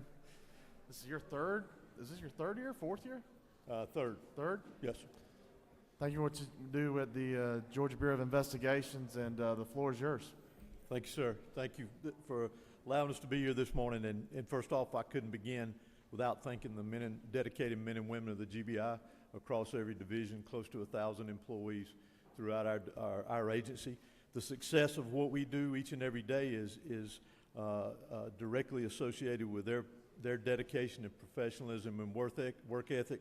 It has nothing to do with the director sitting in that chair. It is all dedicated to the men and women of the GBI. And due to that, and in my goal of keeping our agency at the level that it is, we look at our operational challenges that we continue to look at each and every day and address.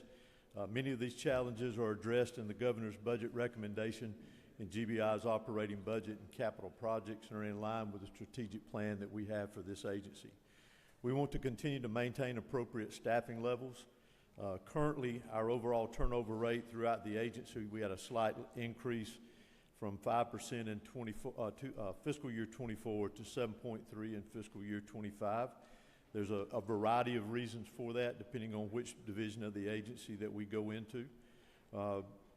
Our crime lab scientist role that we hire for is different than any other scientific position in state government due to the expertise that they're required to have testifying in court, accreditation standards, and so forth.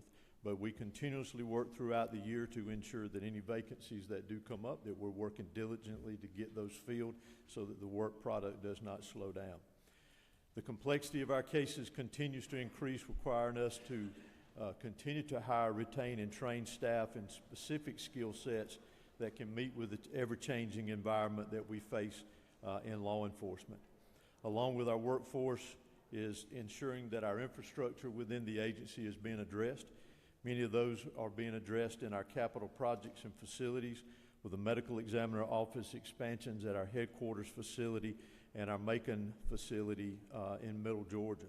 along with working towards expanding the crime lab at our Macon facility as well, so that services can be expanded and some services brought back to that lab that we lost some years back.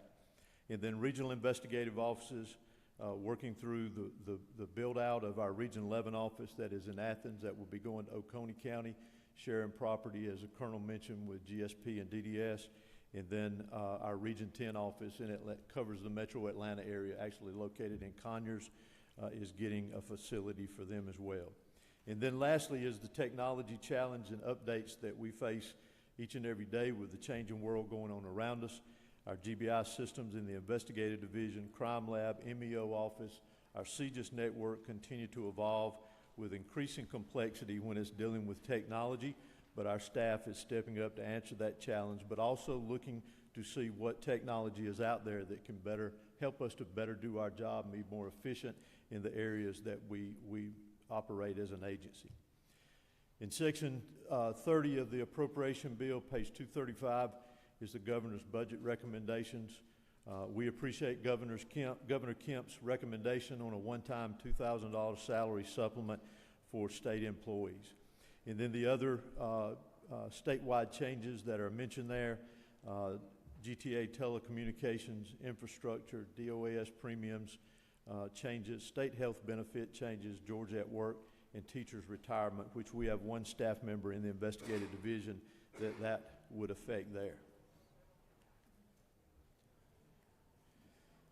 Under our Bureau administration, number one, funding for security contracts at our Pooler Lab and headquarters. That's $144,168 for FY27.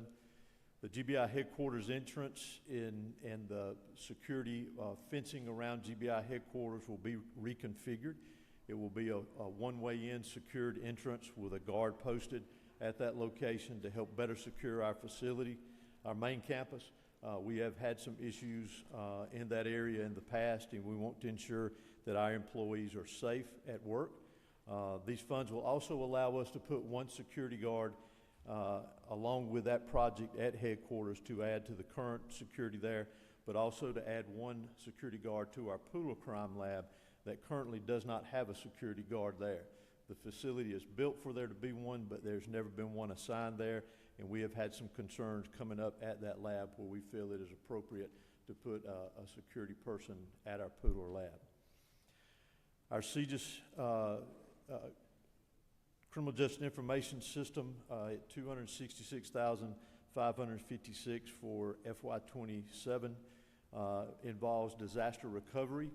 For our CGIS system, this will allow us to comply with GTA's business and continuity disaster and recovery policy by providing an off-premises disaster recovery solution, meaning we would have a backup for the critical systems that we have operating within GCIC. They include the GBI Secure File Transfer Portal, which contains such items as license plate reader information, camera system information.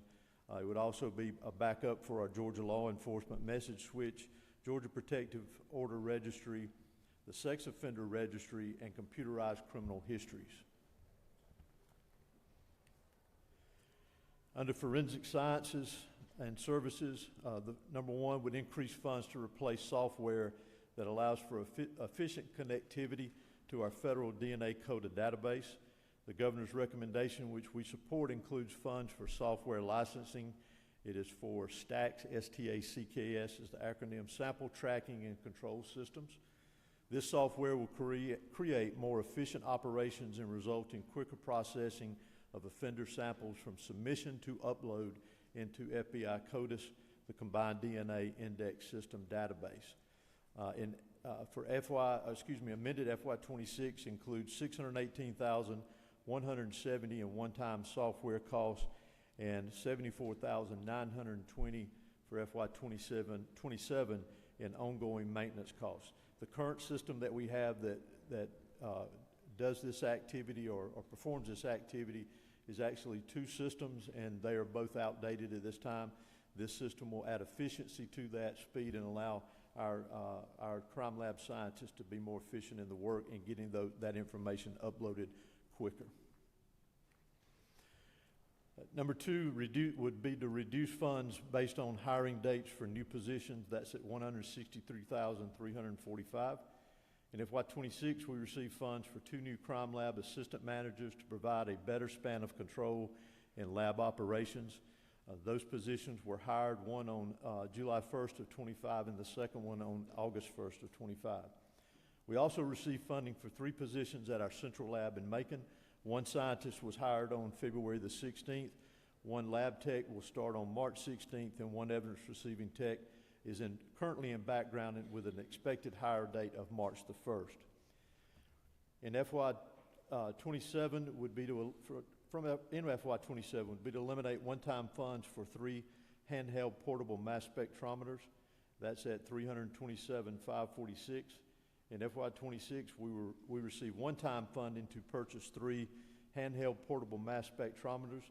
This was done to aid in a preliminary reporting or preliminary testing project that we started back in the spring in our crime lab to reduce the backlog in drug chemistry. And I will mention while I'm on drug chemistry that our current backlog for drug chemistry, which is the highest, is at 69%.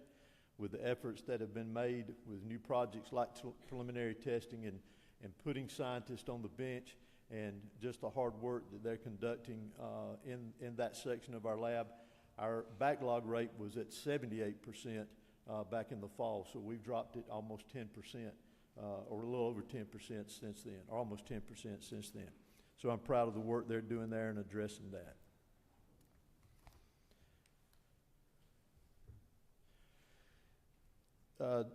And regional investigative services to annualize positions, our HEAT unit, which is our human trafficking unit in FY26, we have had 6 months of funding for 3 sworn positions that supported the human trafficking unit and their efforts across the state. The governor's recommendation, which we support, provides an annualized amount for both FY26 and FY27. That's $294,420 for FY26 and $287,300 for FY27. Also within this slide in annualizing the positions is in FY26, we had funding for 9 months for criminal intel analysts that was previously funded through a grant. That grant funding expired in August of 2024 due to CJCC no longer being eligible to receive that grant, and they cannot award the funds out. That grant requires to have a victims assistance program, which did not qualify us for that. The governor's recommendation provides to annualize that amount in FY27 for $171,841. Excuse me. Also to provide funds for 3 special agents. Last year we received funds for electronic surveillance equipment platform. That equipment is currently in production at this time and should be delivered hopefully very soon. In T&E of that equipment, when we were looking to purchase last year, we utilized it on 9 different investigations, and we had 9 successes in utilizing that equipment. These positions mentioned here for FY27, which is $543,750, they would be utilized to be assigned to that equipment full-time. I will add that we were able to utilize some grant funds to purchase a second platform for this electronic surveillance equipment so that we can have one in North Georgia and South Georgia. But due to the technology of that equipment, the upkeep of it, the knowledge of how it operates, we needed to fund or assign special agents to that equipment full-time. I think we'll see a benefit of it not only through our agency, but also in assisting our partners across the state. And so we appreciate that support from last year. Also, number 3, to reduce funds for personal services based on actual start dates. We had 3 digital forensic investigators. One was hired January 1st, and the other 2 are expected to start in February and March of this year.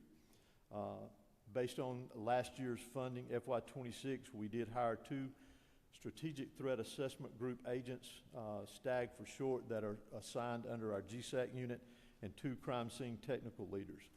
They were all hired on July the 1st of 25. We also were able to fill 4 criminal intel analyst positions that were transferred off the grant to funds this past fall as well. Also under Regional Investigative Services, with our statewide gang case management system, FY26 funds were provided for developing an API to connect Formulytics to the GBI's current criminal street gang database. That will be a take-back of $800,000. In FY27, local law enforcement grant funding for the gang case management system will be transferred back to GEMA. That will be in the amount of $1 million. And then lastly on this slide, the one-time equipment, eliminating funds for one-time equipment purchase, that was for the surveillance platform that I mentioned earlier, which was at $877,320. In our forensic scientific services, the GBI currently has a total of 19 medical examiner positions within the agency. 16 of those are filled right now. 12 are located at headquarters, 2 at Pooler, and 2 at our Macon lab. We do have 3 vacant positions for our medical examiners, and those are 2 at headquarters and 1 at our Pooler lab. We currently have 1 part-time doctor at Pooler and paying supplements to our headquarters doctors to help cover Pooler and Macon labs when that is needed. In 2024, the number of autopsies that our medical examiners conducted was 4,353. That is 329 autopsies per doctor, which is still above the national average of 250 autopsies per year that is recommended. In 2025, our number of autopsies dropped a little bit to 4,220, but that equated to 272 autopsies that our doctors performed, each doctor per doctor in 2025, which is getting us closer to what the national average should be. And I attribute that in part to us being able to put doctors on due to many programs that were supported by the governor and you in this room here today. In the past year, we have hired 2 doctors and 9 death investigation specialists. We also hired 1 child fatality review program manager and 1 admin assistant. 3 of our doctors that we currently have applied for the loan repayment program, which has been a success to help attract doctors to our agency. This will continue to increase as we hire more fellows who complete their training program. Our child abuse and death investigation unit is now fully staffed with a unit supervisor and 3 pediatric-focused death investigation specialists who will streamline our child death investigation process and work closely with our child fatality review unit to improve child fatality prevention. Some other good news from our ME office is since starting in October of 2025 this past year is when we hired a forensic anthropologist. That doctor has completed 40 cases already, improving our turnaround time in identification of unidentified remains and reports on skeletal remains. And she has also provided consults to our crime scene specialist unit, which obviously comes into contact with unidentified or skeletal remains quite often. Our GBI MEO fellowship program is currently in its 6th year, and including this year's fellows has trained 12 forensic pathologists. The fellowship program has proven to be very successful in aiding the state of Georgia in hiring forensic pathologists, as 6 have been recruited from that program to full-time ME positions at our ME office in GBI. We currently have 2 fellows in the program now and received 15 applications for the 27-28 fellowship year. And we have narrowed that down and have scheduled 11 interviews to choose doctors or to choose fellows for the 27-28 program. Currently, we have 221 crime lab scientists on the benches. We have 24 vacant positions within the crime lab in the different disciplines. We are currently in the process of filling 12 of those 24. They are in what we refer to as critical hire positions, being drug chemistry and biology being our 2 highest backlog areas. Our strategic threat assessment group that this body helped and the governor helped start last year and fund with agent positions. The goal of the strategic threat assessment group, which is located under GSAC, or STAG for short, is basically to mitigate threats. Threats to this state, threats to its people, threats to our public officials around the state. They look at mitigating these threats. They examine critical infrastructure challenges or threats. They triage threats to public officials and intellectual properties. In calendar year 2025, there were 80 event support activities that our agents from the STAG unit were involved in. There were 55 threat incidents that they took place in, 23 tabletop exercises or briefings that took place. They assisted and worked along with our state partners on 46 visit or protection details in the state for a total of 204 incidents of activity that unit was involved in. They are also utilizing drones and drone work in our investigations within STAG, but also throughout the investigative division. We've conducted 92 flights this past year for public events, high-risk search warrants, and major criminal case surveillance, threat assessments, and training. We currently have 35 drones in our fleet with 25 pilots. They are assigned to our crime scene specialists, our regional drug enforcement offices, our gang task forces, and Georgia Information Sharing and Analysis Center, GSAC, which they are being utilized by the agents that are assigned to the Strategic Threat Assessment Group that I mentioned earlier. Our criminal street gang activity in Georgia, our gang offices are located in Atlanta or Conyers, Macon for our Middle Georgia Gang Task Force, and Columbus also for our West Georgia Gang Task Force. The success of those three units right there are in partnerships with local, state, and federal agencies here in the state of Georgia. Analysis of 235 gang investigations for calendar year 25. There were 90 gang cases. 21 of those were gang motivated. 76 were gang related or had gang ties to them. And other cases with gang related or gang motivated designations were at 48. The gang unit in calendar year 25, the gang units arrested 286 individuals. Arrest by other GBI work units was at 85. The reason there were others is all of our work units across the state, our 15 regional offices, our 4 drug enforcement offices and specialized units are designated with at least one agent that is working as a regional gang specialist in their area or territory, and we currently have 25 that are designated as regional gang specialists across the state. Our gang-related and motivated intelligence and analytical cases worked by GSAC for this past year, which is our fusion center, was at 193. Drugs and narcotics seizures was over $21 million, over $68,000 in firearms seized, and over $19,000 in vehicle. Grand total of seizures by these units was over $22 million for the calendar year of FY25. Our officer-involved shootings, which we are typically the agency that's requested to investigate any use of force incident in the state. We investigated 102 use of force incidents in 2025. 83 of those incidents involved officer-involved shootings, while 19 of those were non-firearm related use of force incidents such as blunt force trauma or impact weapons, tasers, or OC spray. Our Region 10 office in Atlanta, or our Atlanta field office, worked 36% of all the use of force investigations for calendar year 2025. That's 37 out of 102 of the cases. 43 of the 85 officer-involved shooting incidents were worked by our Atlanta office, and 16 of the 19 non-firearm related use of force incidents were investigated by them. Roughly 1/3 of the use of force cases involved a potential mental health issue of those that we investigated this past year. I'll close by again thanking the men and women of the Georgia Bureau of Investigation. I thank each one of you here today for your support of our agency.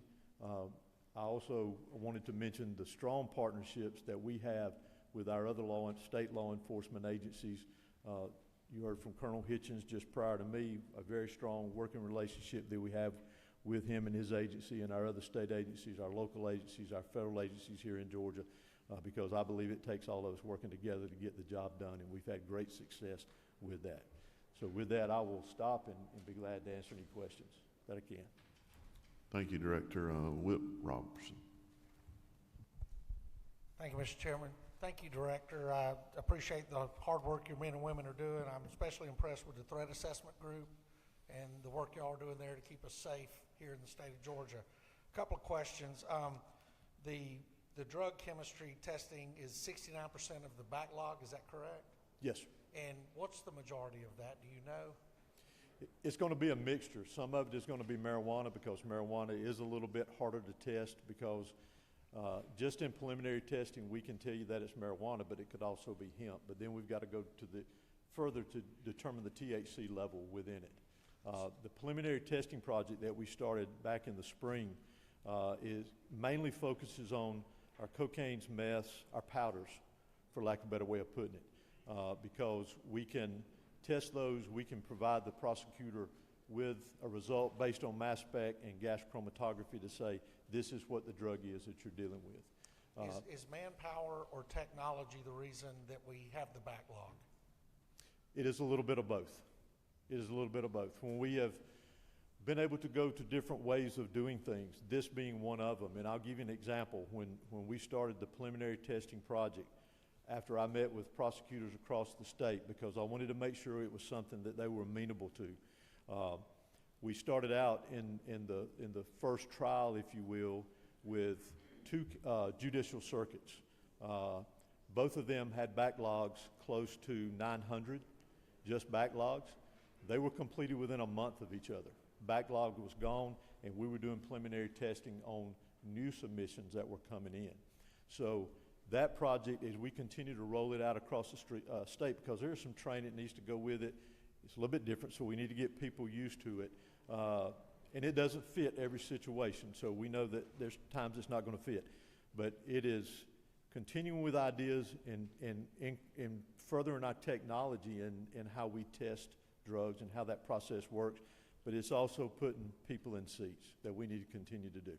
Okay, and the use of force investigations that your agency conducted, were those just local law enforcement agencies, county and municipalities, municipal, or were they also other state law enforcement agencies? There was some state involved. Yes. Was the Department of Corrections, do y'all do the use of force investigations for DOC also? I would think it has to do with the situation. I don't recall one right off the top of my head for this past year. You know, typically the criteria is death, serious bodily injury. Yes, sir. Unless there's some other unfortunate circumstances within it that we need to get involved. I don't recall us doing one for GDC this past year, but I need to check and confirm that. Thank you, Director. Thank you. Chairman Petrie. Thank you, Mr. Chairman, and thank you, Director, for the good work y'all do, you and all the men and women at the GBI. I do want to thank you. I see this right at $75,000 for upgraded DNA software. Very important for us to swiftly find perpetrators of crime, also solve cold cases. But I want to ask you this as we talk about updating DNA software. So ICE has arrested 7 people in Georgia in the last 6 months for murder. Those murders were not largely committed in Georgia, but those arrests were made in Georgia. How robust is this most updated software to capture individuals that when we don't know who they are, they may be from other countries? Can you speak to that, sir? Thank you. My understanding of this software here, it is the first stage of even being able to take a sample, to enter it, to develop a profile for it. So it's not going to assist in what you're specifically referring to. In getting DNA to a point that it can go into CODIS, my weak understanding of science, if you will, there's several steps that take into that process. This is one where the initial entry is being made into our system that gets the ball rolling so that a profile can be developed that can be entered into CODIS. So there's many steps, and this is one where we need to just improve the efficiency of what we're doing. Right now we have 2 pieces of instrumentation that are doing it. Neither one of them is the same. So to I guess split hairs here, for me to train a scientist to utilize it, I've got to train them on both.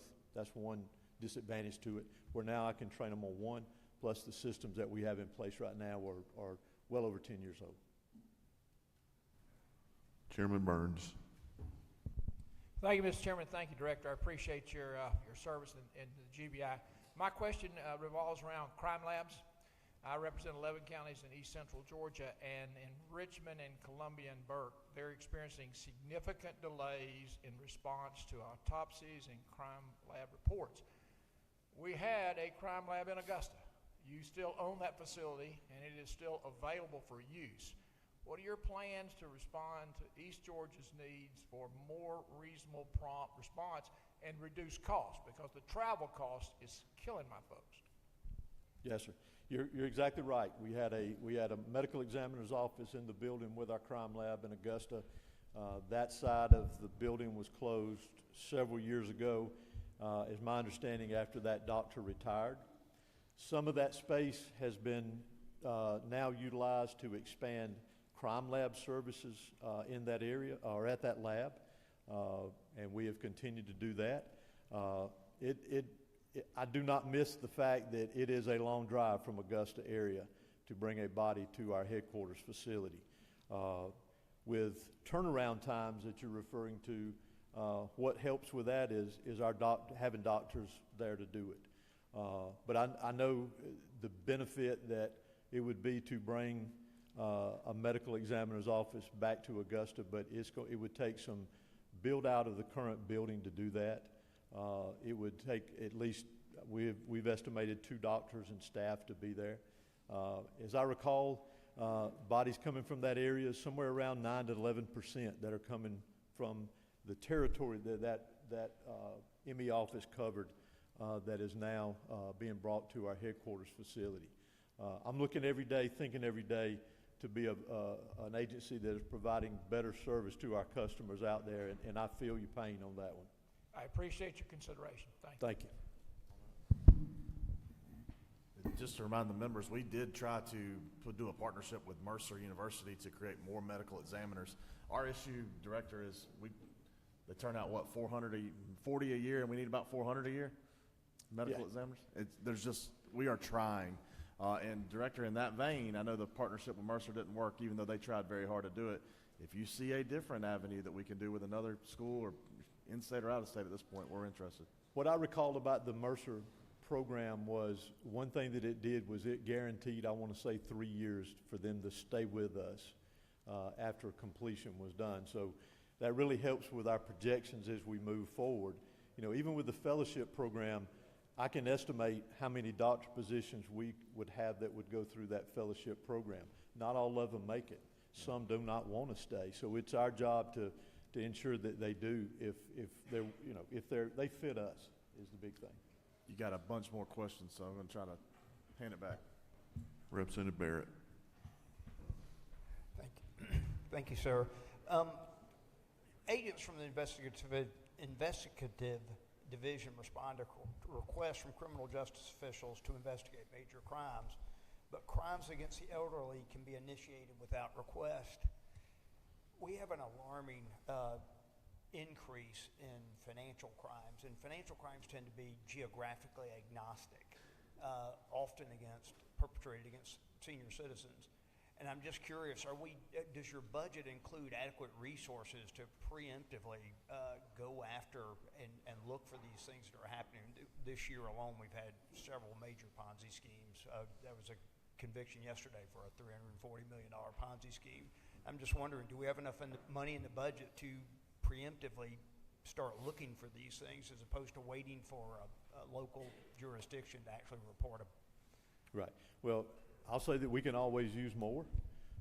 There's no doubt about that. But currently, our field officers are trained to work those kind of investigations along with our cyber unit in Augusta. They do a great job on helping track the money. The problem that we run into a lot of times is a delay in reporting that information to law enforcement. So if it is some sort of scheme, Ponzi scheme or whatever it may be, time is of the essence that law enforcement, whether it be us, the feds that we work closely with on a lot of this, our locals know about it as quick as they can so that we can get the proper authorities and proper individuals on that before that money disappears across our oceans. Chairman Albers. Director, thank you for the great work you and your team do. Last year, we worked together to get those portable mass spectrometers. What has the feedback been for our local district attorneys and others who might be benefactors of having those out and about in the state? Right.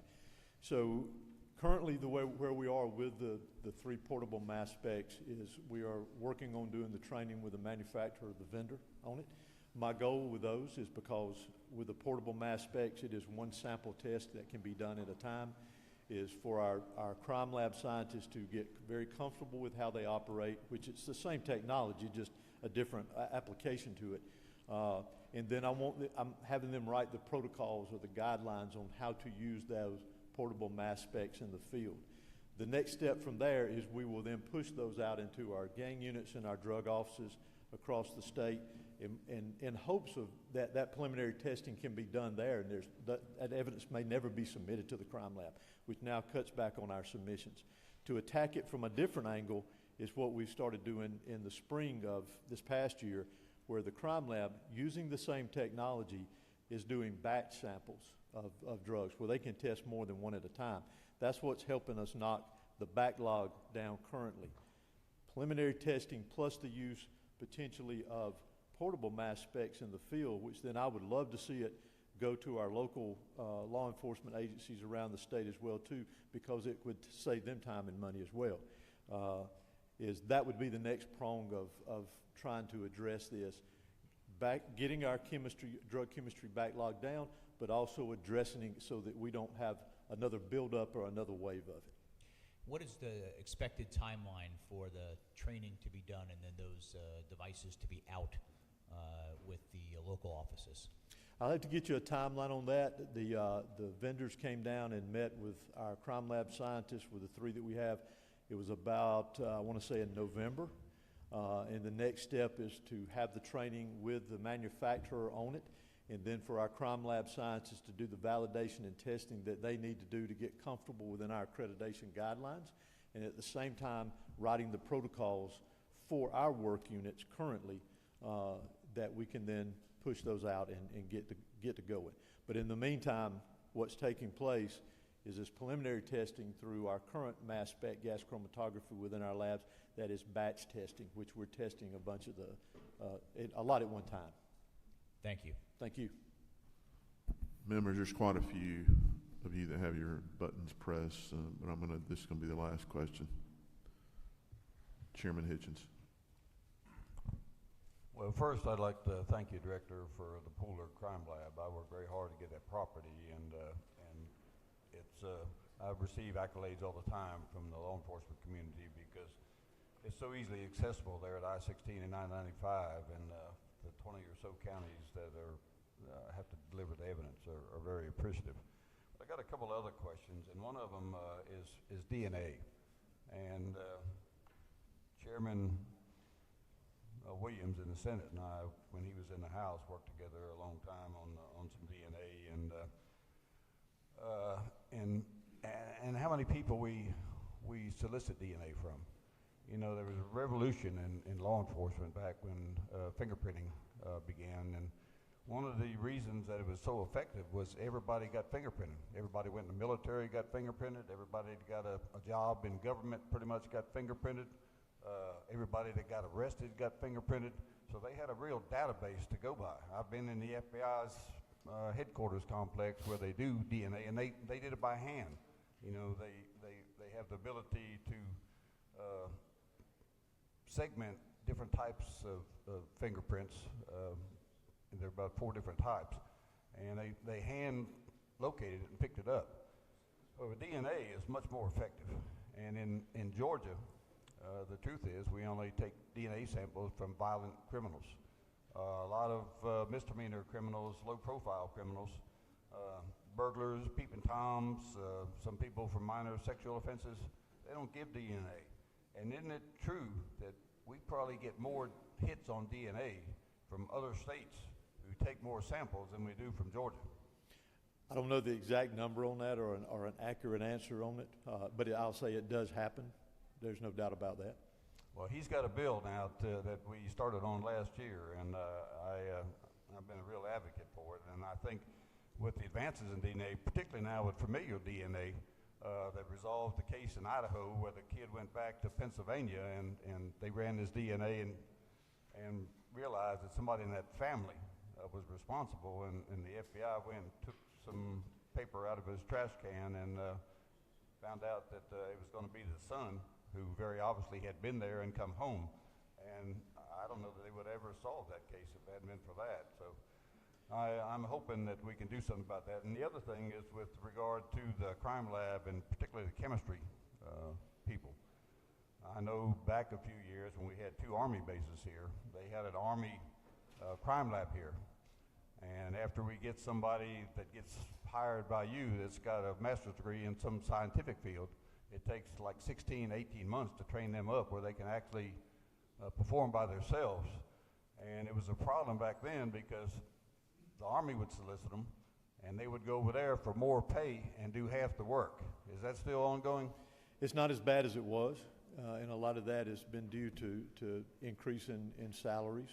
The ones that we're losing now, and I asked our crime lab director day before yesterday about that, and I mean, I read the exit interviews and so forth, and he said it's easier to ask why people are staying versus why people are leaving. The ones that I have looked at that are leaving the agency is not so much going to the federal labs. A lot of it is, I'm not from Georgia, I want to move back to the state that I was raised in. Some of it is, this is not what I expected, I want to change career fields altogether. What I look for in those exit interviews is, are we not doing what we should be doing to take care of our people within the agency as best I can? When I see those, I get concerned.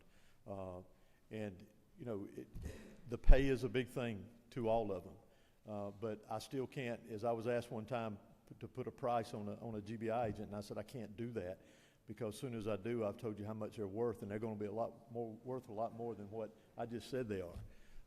But it does help when they know they're appreciated and that they're doing more work and they're making sufficient pay for that. There's no doubt.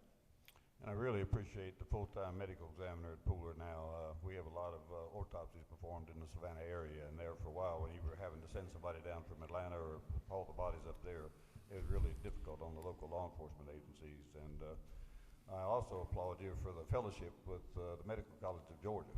And I heard you say earlier that you had more applications than you could handle. And a lot of people don't know there are about 500 medical examiner positions, certified medical examiner positions in the United States. And there are only about 400 registered medical examiners. So it's a very competitive position, and people go where they want to go, and they go for the highest pay. And we don't pay what's competitive like we do in any facet of state government in the private sector, but I think we've gone a long ways, and I certainly want to try and get one in Augusta too. I don't represent the Augusta area, but I know some people that do, and it's really difficult to haul somebody back and forth from Augusta, dead bodies, paying somebody to go up there and pick them up and take them back, and just a note. When I was chairman of Public Safety and Homeland Security, I took my committee over to the GBI, and we went through everything in the crime lab, and I was astonished. I'd seen many autopsies, but I warned some of the people before we went in there that if they didn't want to go in, they didn't have to, but they had 5 people on the table in there that they were doing autopsies on, and I know that's coming. And I was just astonished that 4 of them were very young people who died as a result of drug activity, and it's a cancer on our society, and I appreciate all you're doing to try and alleviate that, because the people that went with me were just stunned that 18, 19, 20-year-olds in there getting autopsies for overdosing on drugs. But thank you for what you do. Your deputy director has been very responsive to a lot of requests that I've made to him, and he seems to jump right on it. He does I wish a good he'd job. worked that hard when he worked for me. Thank you, Chairman Hitchens and Director. I don't know if you had a recorder to answer all that, address it, but if you'd like, we do have a little unscheduled special guest here. So if you'd like to answer, try. Go ahead. I'll do my best. Well, I didn't know if there was a question in that. Was there? Thank you, Director. Thank you, Director.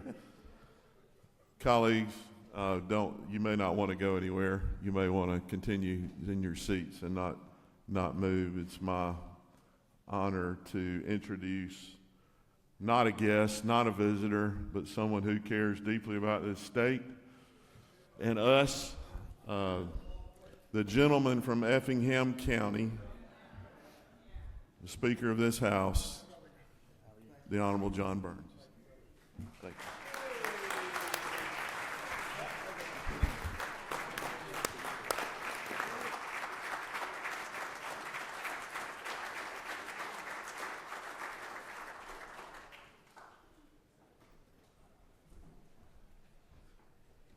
Is my microphone on?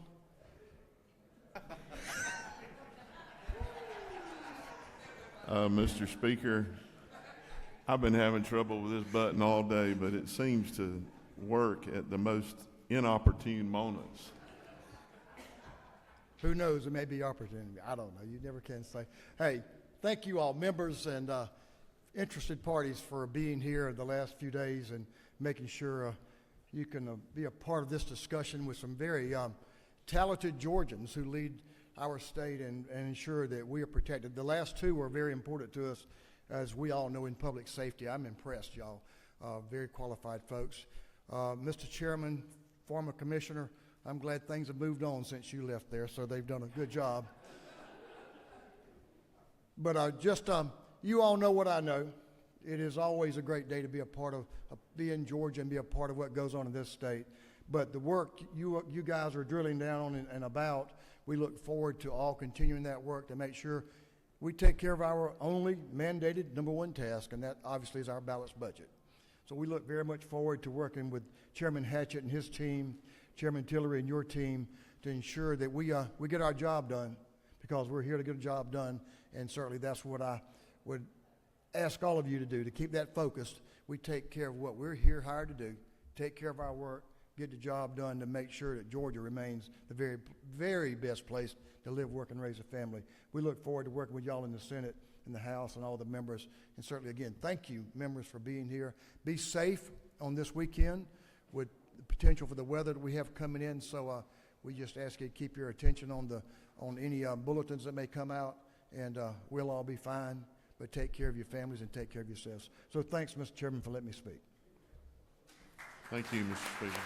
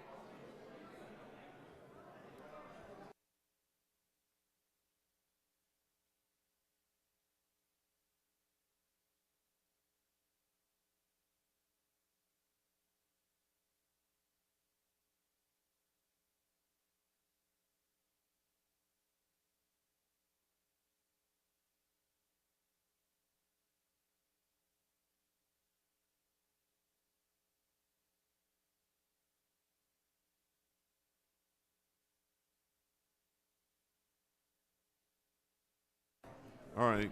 members, we were a little ahead, and now we're back pretty much to schedule. So let's keep moving. Commissioner Nail, welcome. We look forward to hearing your update on our community supervision. Yes, sir. Thank you, Mr. Chairman and members of the committee. We will keep you on schedule, I'm hoping. When we talk about our amended 2026 operating budget on page 141, it includes a $2,000 supplement for full-time regular staff. That's going to be $3.9 million. That represents 1,837 full-time staff for our agency. Amended 2026 for capital projects is 75 replacement vehicles. That's on page 380, line 7. This represents approximately 10% of our fleet that meets the surplus and replaced policy by DOAS and fleet management standards. I will let this serve as a reminder that, in essence, these vehicles serve as the office for our officers. That is where they do probably 90% of their work. And that right there is at a tune of $4.5 million. I'm sure you can understand if you're out and about, going to houses by yourself, supervising individuals, you want reliable transportation. I can assure you that, especially if you're transporting someone. You don't want to break down on the side of the road. Moving to FY27, we have 2 items other than the statewide spreads. I'll be more than happy to cover that if you desire. Otherwise, I'll just talk about the 2 increasing funds for rent in West Georgia, Ogeechee, and Mountain judicial circuits. Those hubs are in Carrollton, Statesboro, and Clarksville. You'll find that on page 142 of the field program. This is based on an increase or a non-renewal in those locations, and as you all know, the marketplace and market value continues to increase, so we've got to adjust accordingly. The second item is law enforcement defined contribution, page 142 in the field program. This is based on a calculation from OPB of 1,007 officers. That would come to $877,000. I hope I kept my word by keeping you on track and on time, and subject to any questions from the committee. That concludes my report. Wow.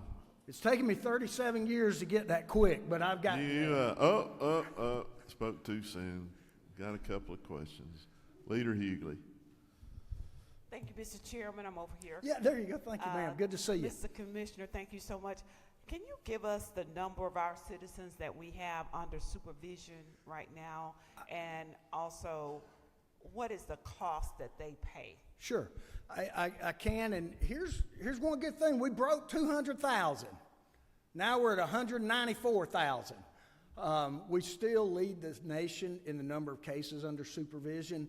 I will be fair and say that 194,000 represents the entire population that we're responsible for.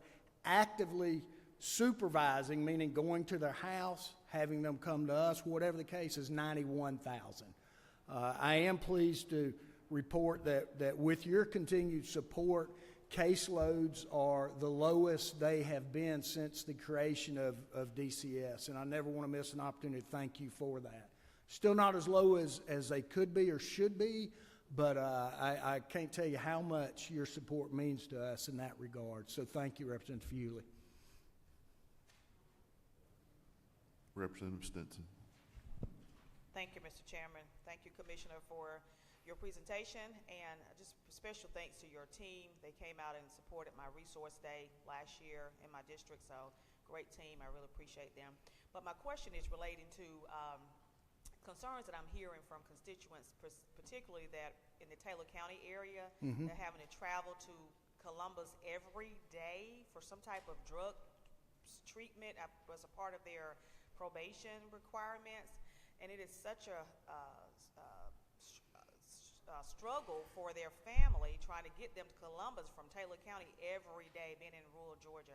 So I was wondering, is there any thoughts of maybe finding a facility? Because I have an empty building in Taylor County that, I mean, seriously, that, that really help the people in that area, because trying to get to Columbus every day is a real challenge. And you are not alone. Transportation, especially in the rural areas, becomes a great challenge for us. I will tell you that we are relocating our Columbus office, and one of the biggest things we looked at is ensuring it is on a bus line to help with transportation. That might not help with the Taylor County situation, but all I can do is acknowledge that, yes, it is a serious situation. One thing we did to address it is I still remain firm in the belief community supervision does not take place in an office. It takes place in the community, and that's where these officers need to be. However, you can only have so many day reporting centers spread throughout the state. Right now we have 37. One of them is Columbus. One of the reasons we're moving is because to expand that day reporting center, that's a judicial option. Without it, these individuals would probably be in prison. And I wish I had an answer for you, but just being very candid and honest, I recognize the challenge without a doubt. Follow-up question, Mr. Chairman, just one. So you're moving the Columbus office, you stated. Yes, Is it ma'am. going to be further for people in Taylor County, or it's going to be closer for people in Taylor? It won't be further. It shouldn't be, but but I will be candid. It's not going to address that concern. Gotcha. Anywhere in Muskogee County is still going to be far from Taylor County if you're the one that lives in Taylor County, and I understand that issue. Day reporting centers are expensive. I wish we could drop one everywhere, but I don't think that's feasible. Plus, just too costly. But if nothing else, you get empathy from me for the transportation issue. I promise you that. We are aware of it. Okay, thank you. Yes, ma'am. Thank you, Mr. Chairman. Whip Robertson. Thank you, Mr. Chairman. Commissioner, Yes, sir. what you're talking about, the individuals having to move from or go from Taylor County into Muskogee County, and you're talking about day reporting, are the vast majority of these having to actually report to their supervising officer, or is this for drug testing, or? Those that are in the day reporting center, our offender or supervisee population, the majority of those, we actually go out into the field and see them, to include Taylor County. Day reporting centers have a census of 100 individuals that are under supervision, and it does require drug testing and programming. So yes, they have to report to that location. And these individuals are required to report based on certain diagnostics that are conducted by your department upon their release from prison, is that right? Not all the way, sir. Most of these are judicial sentences that judges actually hand out, and we do initiate waivers if they have violated their conditions or have sanctions to be imposed. Those are the ones that make up the census of the day reporting center. So it's a condition of their probation in order to follow the instructions of a Superior Court judge? That is correct, sir. Thank you. Representative Oliver. Thank you, sir. I remember a lot of conversation about Georgia being a total outlier on the number of offenders that are in probation. You said out of 194, 91,000 are active supervision. I wasn't sure exactly what that meant, but that obviously leaves, I can't do the math, 100,000 people. 100,000 people. What is your data research on the value of long-term probation for folks who have not been in trouble for a long time? That was a real issue of cutting back on those numbers when we discussed it last time. That's correct. A very good question. The legislature 2 years ago passed a bill to limit the time on under supervision. And just the first day that was enacted, we were able to cut off about 24,000 off of our caseload. So really this is administrative status, but they're still under the conditions of the sentence. They're just not being actively seen or supervised. Well, the conditions are what after 5 years? I mean, we can follow up on that, Mr. Chairman, but this is a lot of people that we're paying for, and what is the safety return on investment? I agree, and the conditions are the same, the general conditions. And as to research, I will tell you, research shows that beyond 2 years, Exactly what I'm remembering. you are not going to get a return on your investment. That's exactly what I remember. The numbers in Georgia aren't associated necessarily with the folks coming into the system. It's the length. We also have the longest sentences in the nation, and that's where you get a stacking effect of if it's 2 years, that's great, but when it's 8 years, you're still responsible for that individual until the recent passage. But it's still going to take time for that legislation to catch up. That's why it may have been joking, but that's why these numbers continue to go down. So they're going in the right direction. If they don't violate within 18 months, They don't violate. generally that's what research shows us. That's what I remember. So we'll That's correct. keep having this conversation about Sure. what's the benefit of following 100,000 people. Thank you, sir. Mm-hmm. Representative Gilliard. Thank you, Mr. Chairman. Commissioner, I see the bow tie still holds itself. Where? Let me thank you. There you are. Thank you, sir. Yes, sir. Let me thank you so much for what you have done with us in Chatham County. I asked you to come and speak and interact with the community at the Breakfast Club. You came. I have taken the rides with your staff. The level of restitution was a problem in a lot of ways, and yes, sir. and I'm thankful that your office has worked with us on the different programs we've had, Show Us Your Guns and others, to help those citizens so that they will break the recidivism level and they'll meet their restitution. So we look forward to working with you in the future, but are there any future plans for Chatham County? Stay the course. We have a great day reporting center down there. We have a great relationship with all the stakeholders. We recognize we can't do it alone. It does take community involvement. These people just didn't get to that part of their life overnight, and it takes a lot of work. But I think to the point is just continue to strengthen the relationships that we have with Chatham County. I would be remiss if I did not compliment the work of the nearly 2,000 staff members. I've got the easy job. I get to talk about the great stuff they're doing. They're the ones that are carrying the weight at the local level, and I'm very, very appreciative of what they are doing. But I think just stay in the course in Chatham County and keep strengthening those relationships. Last question, Representative Lynn.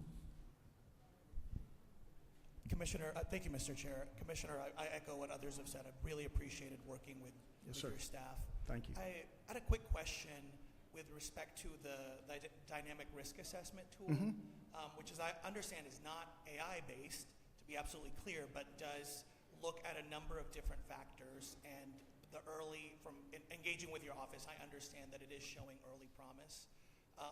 Could you tell us, when will we be able to tell, is this risk assessment tool working? Well, the general risk assessment has been around quite a while by statute. We revalidate it every 5 years. It's not an off-the-shelf project. It is actually normed on Georgia's population. We are right now in the midst of doing one that is even more responsive. Our risks are calculated every night. We share data that is put in by the officer or the counselor that uploads. For instance, their risk can go down if they go 30 days without a positive drug screen. Consequently, it can go up. There are a number of factors that go into that and that are populated with it. Even from the start, we are one of the only ones in the nation that we actually have access to the GBI database, which is absolutely critical when you're talking about risk and needs assessment. And that's a good point. It's not just a risk assessment. It also identifies those needs. And when we talk about risk, just to be clear, we're talking about the risk to reoffend. We're not talking about a physical risk. I know for a lot of people, that's what comes to mind first. But we're talking about the risk to re-engage in criminal behavior. But we're making great progress with that, continuing to validate it and update it. Yes, sir. Thank you, Commissioner Nail. Keep up the good work. Thank you, sir. Appreciate the support. Next up is Director Jay Neal with the CJCC.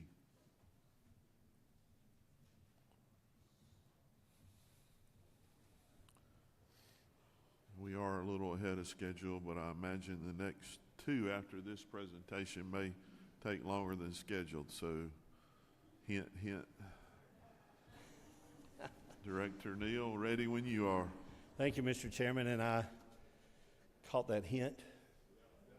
So that was for members. That wasn't for you. Mr. Chairman, Chairman Tiller, it's an honor to be able to present to you and your committee today. Members of the committee, appreciate the opportunity to come and share with you this morning. CJCC has a few changes in their budget, and I will highlight those for you, and then I will answer any questions that you may have. With us today also is Executive Director Taylor Jones from CACJ. They are in our budget as well. They have some changes that they would like to present to you in addition to our changes. First change is the increased funds to provide one-time salary supplement of $2,000. And the reason I'm mentioning that, I know there are others statewide that we're not talking about, but you may remember there have been times in the past that not every employee has been included with similar recommendations. And I wanted to thank the governor and the Office of Planning and Budget for ensuring that every one of our employees were included in the calculation this year. So this $2,000 supplement is fully funded for our agency, and we're very appreciative of that. The second item is reducing funds for operations. This is removing $33,558 where the intent language was considered non-binding by the governor. The third is to reduce funds for personal services based on the actual start date of new positions, and we believe that that is an accurate calculation on those funds. There is a yes, and that's to utilize existing funds of $133,867 from rental savings for grant system connectivity. We have downsized our space. The actual savings, because we didn't move in July 1, the actual savings was $77,000 instead of $133,000 for the fiscal year that we're currently in. And by the way, we have already expended $170,000 for the Georgia at-work connectivity work that has taken place. For the fiscal year 27 governor's budget, reducing funds for operations is again there of the $33,558. And then the next two are removing one-time funding, reduced funds for the offset of the loss of Victims of Crime Act funds for federal fiscal year 2025, $3.125 million, and eliminating funds for one-time funding for gang prevention activities in Chatham County of $250,000. There's also a yes there again of utilizing existing funds from rental savings, and that completes the recommendations, the governor's recommendations for our budget.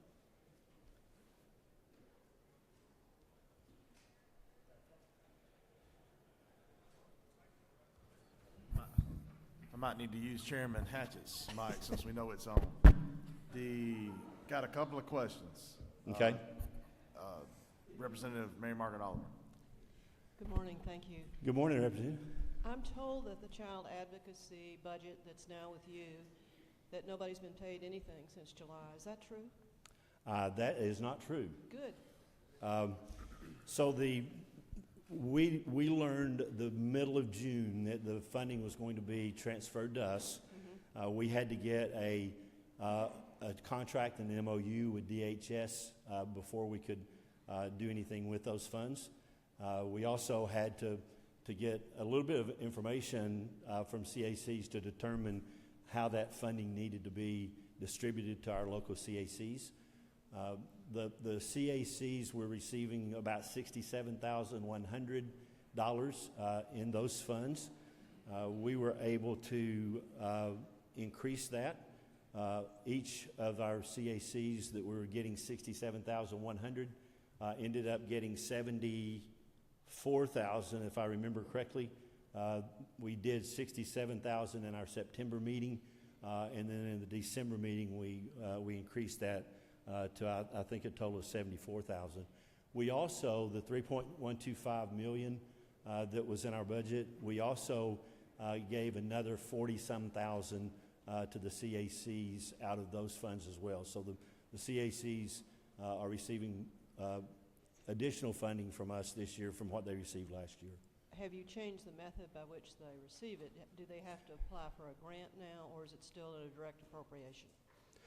So we asked them to submit to us it's not a competitive grant application, but we did ask them to submit to us. I think it's important to understand that the way things were being done with DHS, there was no accountability at all for how those funds were being expended. So we did ask them for a budget. We're making sure that they're spending according to those budgets. The money is being used very generally, so it doesn't have the same conditions that our federal grants have. We are, assuming that we have this again next year, and we believe that we will, we're moving to get the contract and the MOU done in advance, so that that'll be done before the beginning of the fiscal year. And the goal is next year, in July, for us to be ready to give them an advance on that. So they'll be getting an advance on the funding beginning with the July 1 of 2026. Final question, Mr. Chairman. Are there 700 or 800 interviews not scheduled yet in line for interviews? I'm sorry, what? What's the number of victims that haven't been interviewed yet? 600, 700? Of victims that have not been interviewed? Mm-hmm. Forensic interviews? Mm-hmm. I am not familiar with that. Okay, I hope I'm wrong. Thank you. Yeah. I will say, when we learned that this was going to happen, I asked my administrative assistant to get meetings set up for me, and over the course of the fall last year, I visited every one of our child advocacy centers and sat down and spent a significant amount of time with the executive directors and the staff of each of our child advocacy centers. Wanted to get to know them a little bit and get to know a little bit about their needs and what their concerns were. I felt like those were very productive meetings, learned a lot about what was going on with our local child advocacy centers and some of the needs that they have. One of the most important needs that we heard from them was their concern about lack of funding. Obviously, we've been talking about funding for a long time with VOCA cuts. One of the things that surprised me was that there a number of those child advocacy centers that already in this present fiscal year have already eliminated positions as a result of the funding cuts. As a result of that, we reached out to domestic violence shelters and sexual assault centers as well to ask them where they were, and we learned that a number of our partners already have begun eliminating some positions based on funding issues and are looking at the potential of eliminating even more positions moving forward. Thank you. Chair Lady Dempsey. Morning, right here. Yeah. So just kind of following up on that just a little bit. So of course I'm concerned when we hear about positions being eliminated because the workload and the needs are not decreasing any. If anything, they're increasing. So are you looking at some ways to address that these positions are going away? So we have, over the last several years, exhausted every avenue possible for us to find additional funding. The governor's office and OPB allowed us access to a significant amount of ARPA funds, for example. There were multiple supplemental grants that were available from the federal government, and we went after those, and we were successful in getting all of those.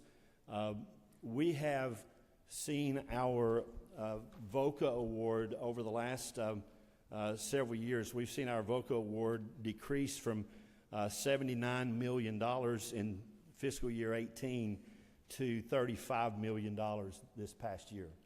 That's the cut that we've seen from the VOCA award. We've been able, with the ARPA funds and with other supplemental funds, to fill the gap for the most part, not completely, but for the most part. And that's the reason we've seen some of our partners begin to make some reductions in forces this year. With the ARPA funds being completely used by the end, September 30th, they'll be all expended. As a matter of fact, some of the partners already have expended their funds. Where we've been awarding, with all fund sources combined, we've been awarding $113 to $115 million a year for victim services. Last year, we awarded $89 million. This coming year, we anticipate awarding about $82 million. So that's about a $30 million cut for our partners in this coming year, effective October 1. I don't know where else we can find those funds. We've exhausted all of the grant funds that are available. We don't have any funds available. We'll certainly continue to look anywhere and everywhere that we can. We have, I have partners that have reached out. We've got one partner that went from one annual fundraiser. They did 3 fundraisers last year, and they're still looking at a $200,000 gap. One of the things that we've been really talking to our partners about for several years is the importance of diversification. And a number of our partners have done that, but even with the diversification, we're still running into significant issues. For example, one of the metro area programs submitted to us that about 29% of their funding is federal, about 28% of their funding is private, about 21% of their funding is county, given by the county, 11% is fees for forensic services, and 9% is state funds. That organization is looking at a $500,000 gap when the ARPA goes away. They shared with us that they're probably going to have to go from being a 24/7, 365 program to being open weekdays only and having limited on-call evenings and weekends. They're anticipating serving approximately 500 fewer survivors annually, and significant reductions in counseling, legal advocacy, and crisis response. And where we're hearing from our partners that the cuts are going to be made primarily are counselors, legal advocates, and victim advocates. The counselors obviously are trying to take care of these victims in some incredibly vulnerable times. And one of the things that they reported, we have one partner, for example, a child advocacy center, that reported to us he's going to have to let go of a full-time therapist and a part-time therapist. And he said he already has 40 on a wait list for services. When he loses these positions, that obviously becomes an even greater problem. We're also hearing from our providers that if they try to encourage the victims to go somewhere else for services, they're not likely to do it. So being able to offer those services in-house is pretty critical, but the funds are not there going forward to continue being able to offer that level of services. And I appreciate what you are doing. I do find it quite tragic, though, that we would have even one child who needs a forensic interview that cannot get it at the exact moment and place when they need it. The whole purpose of these centers is to help reduce that trauma, which does become lifelong without a doubt. And so I would say we're complicit in helping to add to that if we're not able to do it. So I hope as we continue to talk about this, the hearing for the subcommittee that I'm chair of my committee will be in the morning. And I hope we can figure out some ways to make this different, because it's very impactful. And I have heard from some of the centers that they have not received money since July 1. So they are having to let people go. They are having to not provide services. They're not even having those interviews, which means that child's case may be delayed for years, or either they have to retestify over and over again. I will follow up, and we can get to you the payments that have went out so you can see what's went out. I will say this. Over the course of the fall, as I was visiting child advocacy centers, no child advocacy center was reporting to us that they had children that were needing forensic interviews and were not able to get them. There were some that were saying we're having to schedule interviews for next week instead of being able to do them right away. But none of them reported to us that they were not being able to complete the forensic interviews. Well, I hope you'll help us figure out a way to address this quickly. We're willing to work with you any way we can. Thank you. Thank you, Director Neal. That answers all the questions. We appreciate everything you're doing, and we're here for you. Thank you very much. Appreciate you all.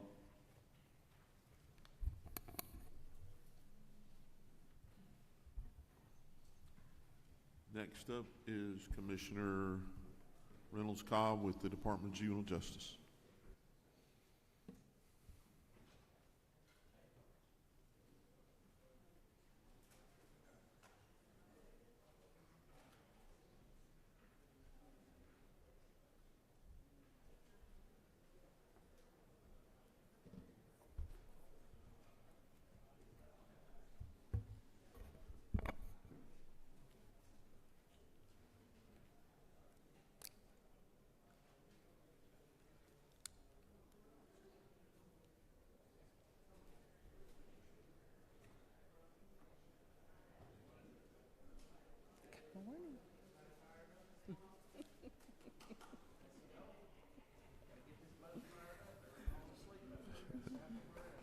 Good morning, Commissioner. Good Welcome. morning. Thank you. The floor is yours. All righty. Well, good morning, Mr. Chairman, members of this committee. Thank you so much for giving me the opportunity to present to you our AFY 2026, FY 2027 Governor's recommendation. I do want to say thank you to you all as well as Governor Kemp for always being so supportive and understanding the needs of the agency as well as the challenges that we continue to face. I also want to make sure, though, that I pause to also say thank you to the over 2,600 men and women that make up the Department of Juvenile Justice because they are a very committed group of people and they make so many sacrifices, and a lot of times they're making personal sacrifices to serve the young people that's in our care. On average daily, we have 11,000 youth that we're serving. A little over 9,900 of those youth are in the community, and the others are in our secure facilities.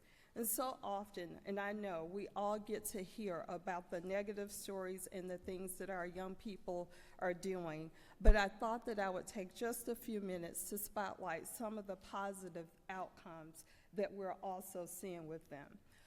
We had 68 young people that graduated from high school or with their GEDs in the 24-25 school year from the Georgia Preparatory Academy. We're the 181st school district, and the Georgia Preparatory Academy is our school.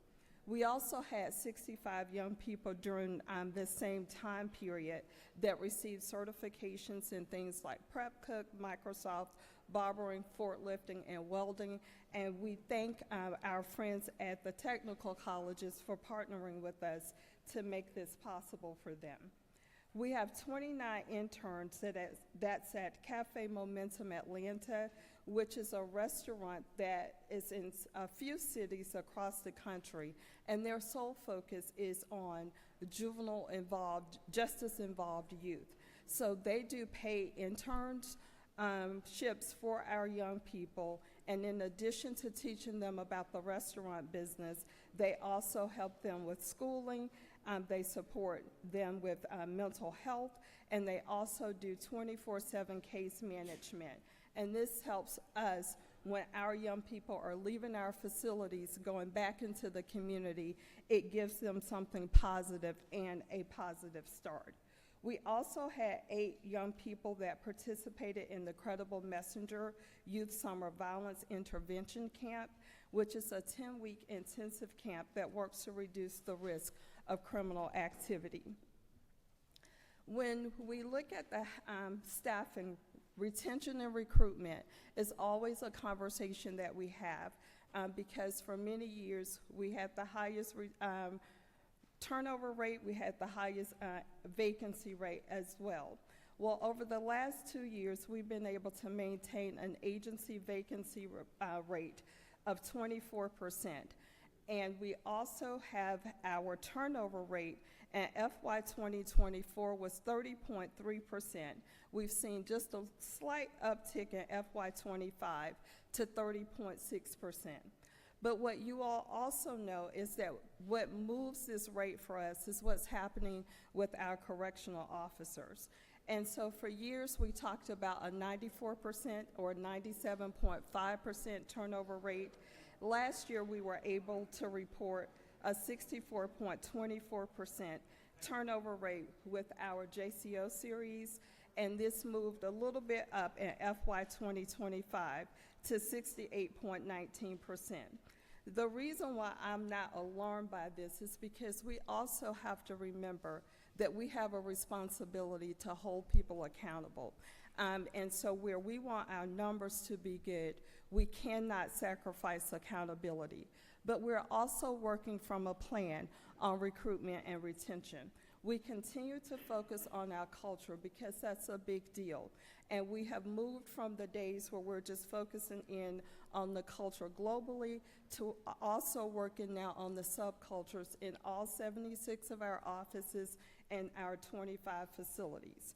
We have seen great results from our stretch program, which we believe helps us with succession planning, career development, and is also a morale booster. What this program does is it allows staff that are showing a lot of growth potential and that want to grow to serve in a hard-to-fill vacant position on an interim basis, and we provide on-the-job training, peer support, and constant performance feedback to make sure that they're prepared for that next step. We've also improved our onboarding process, and we're doing regular check-ins, so that way the people, when they're coming into our organization, they know that we care about them and we care about their success to help with retention. We're doing ongoing advertising so that there's a steady flow of applications, and this has helped us to decrease our vacancy rate. We just recently rolled out a mentorship program, which is helping us to foster an inclusive culture, increase engagement, and improve retention. This gets us to our actual request. So with us, when we talk to our staff, when I'm out at the different facilities or the community offices, when we're doing employee engagement, there are two things that we hear constantly from the team. We need to make more money, and especially those on the front line, because of the hours that they work, it's often hard for them to take on a part-time job. And we have 55.28% of our staff that's making $50,000 or less. And the second thing that we hear is about their safety. So I am very grateful, and I know that all of the men and women that make up the department, with the governor's recommendation for the supplemental $2,000 for all of the full-time staff. And the other things that you will see in our request, they're also geared towards not only the safety of our youth, but the safety of the men and women that work for the department. On page 244, with the supplement in our community services, the increase that we would be requesting is $1,440,357. And our departmental administration, with the 2,000 supplement, it's $355,245. In our YDC budget, that will be an increase of $1,681,493.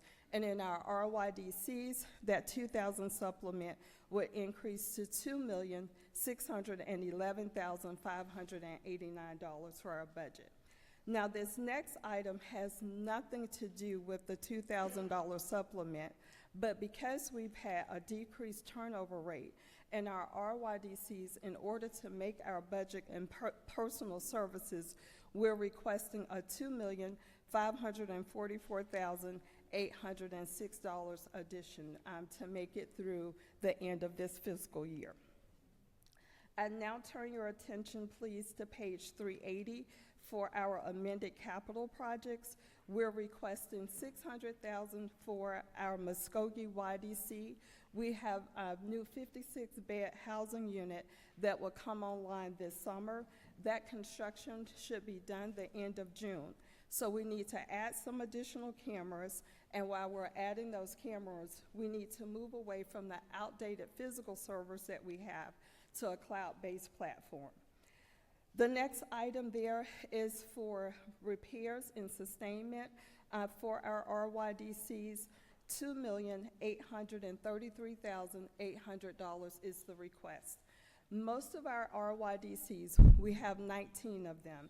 They were built somewhere between 1970 and 1990, so they are aging facilities.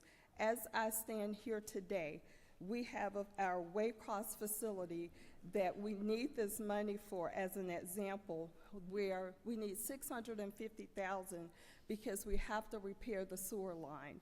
The laundry room is offline right now until we repair the sewer line. And in addition to that, we need to replace the vent hood, and we also need to replace the grease trap. This brings us to our FY 2027 request for community services. We have all of the statewide increases or adjustments as the other agencies. I don't know, Mr. Chairman, whether you want me to go through each one of them.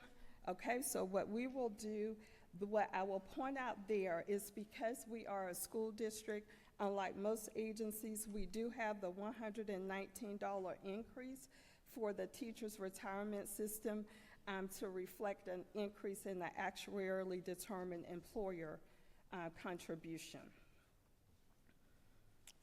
See, everything for our departmental administration is just the statewide adjustments, and the same for our YDCs and our RYDCs, which gets us to page 389, capital projects.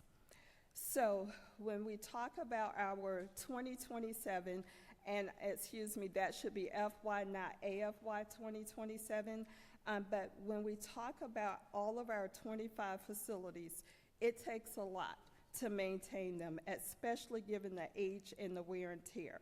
So with this $10,615,000 request for repairs and sustainment, I can pretty much tell you how we're going to utilize that money.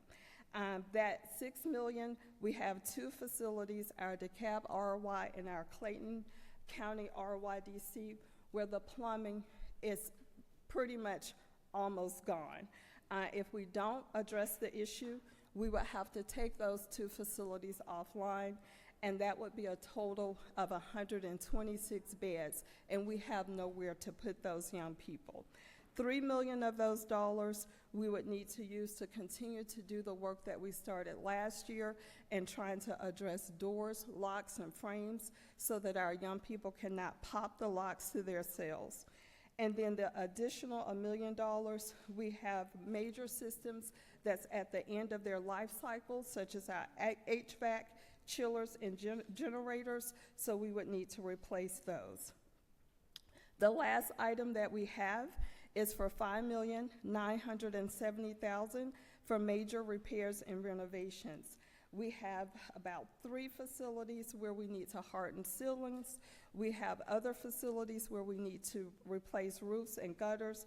And so those are the types of things, and those are the things that we know. But so often it's also the unforeseen things that we also have to budget for that often causes us a struggle in trying to pick and choose what we do first. And with that, I will pause for any questions. Thank you, Commissioner. I've got a couple. With I think you said your turnover rate had gone from about 60% to 30%. Is that correct? So the agency turnover rate went from 30.3% last year to 30.6%. But for our JCOs, that went from the 64.24% to 68.16%. So you're still, with your officers, you're still in the 60s? Yes. All right. Well, we'll do whatever we can to help try to resolve that. And that's very important for all of us. So, Commissioner, what's your starting pay on the JCO? It is $44,000 for a JCO 1. And what's your average pay on JCO? The average would be maybe around 48, about 48, 49,000. remind me too, didn't we fund a new prison or jail in Macon? So Or we're Millersville? the Okay. design, and In we design have the of- money. Yeah, okay. we're in the process of completing the design for the Macon facility, and it's going to be the first facility where it would be all female RY NYDC. And that's on, when is that set to be complete? So we probably have about, I'm going to say 10 more months of design, because we have to get it designed first, and then we start the construction. Okay. Thank you. Whip Robertson. Thank you, Mr. Chairman. Thank you, ma'am. I appreciate what you're doing, the attempts y'all are making to solve some of the issues we have in our juvenile community. You mentioned something about 8 children going to a summer camp dealing with violence. How many juveniles do you currently have in custody? So we have a total of 11,000 on any given day. Now, that's in the community as well as in our secure facilities. I'm talking about inside your secure facilities. We have about 1,100. 1,100 inside secure facilities? Yes. Did those 8 come out of that 1,100? No, or were that those would in the be, community? they're in the community. Okay, thank you, ma'am. And I appreciate the fact you said that you're focused on holding officers accountable. What percentage would you say of your staff, and I'm just talking about your JCOs, left voluntarily, and how many of them were terminated? A majority, I don't want to give you like a number because I know I would be off, but what I can tell you is that majority of them are, when they leave us, is because we're terminating. Okay, would that information be available that you could provide that to me? Yes. And were any of your JCOs arrested and charged with any crimes related to their job within the institutions? I am sure that we've had some. That it all runs together because when they're going to court, you're reliving things that are old, but I'm sure that we have some, and we can give you that information as well. Thank you, ma'am. I appreciate You're that. welcome. Chair Lady Kirkpatrick. Thank you, Commissioner. I appreciate you highlighting Cafe Momentum. It's right down the street, y'all. It's on Peachtree. They have great food, and all the staff are just as involved youth. Yes. They provide wraparound services, and we should be taking full advantage of it. I know you're working with them as well as another great nonprofit that's in Senator Anderson's district, Broken Shackles, to try to get these kids back in the workforce. My question is, are you working with the technical college system at all?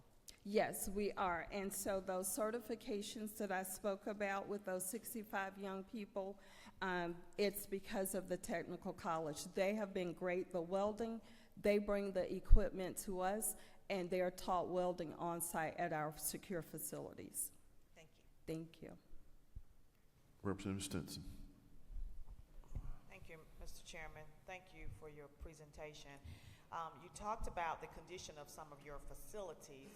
Has there been any thoughts of maybe obtaining another facility? Because in Taylor County, we have a facility that's state-owned, that's not being utilized, and has been empty for a very long time, and that could be a possible solution to your problem.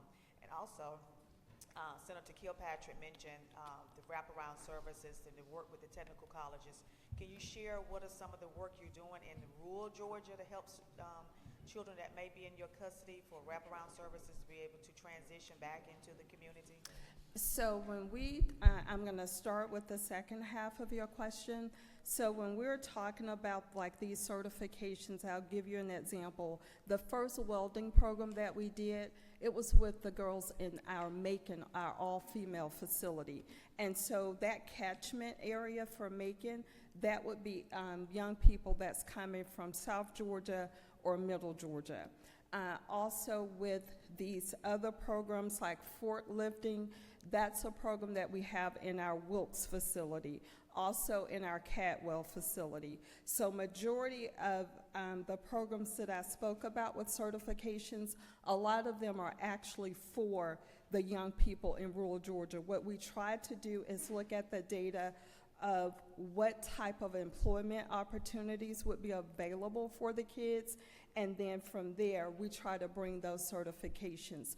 We also have kids that are working at Kia and the Hyundai plant as well, and these are kids from across the state, and these are the community kids, and they're doing pretty well. So we're trying to make sure that it's just not Atlanta focused. The only thing that I talked about that's just metro focused is Cafe Momentum, because that is downtown Atlanta.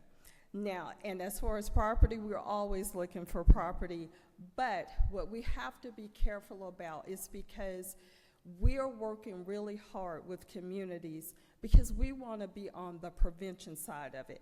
It hurts my heart when I'm talking to teachers and educators, and we have 5-year-olds that are being put out of a classroom, and we don't know what to do with them. So we're working with local communities to try not to be the pipeline.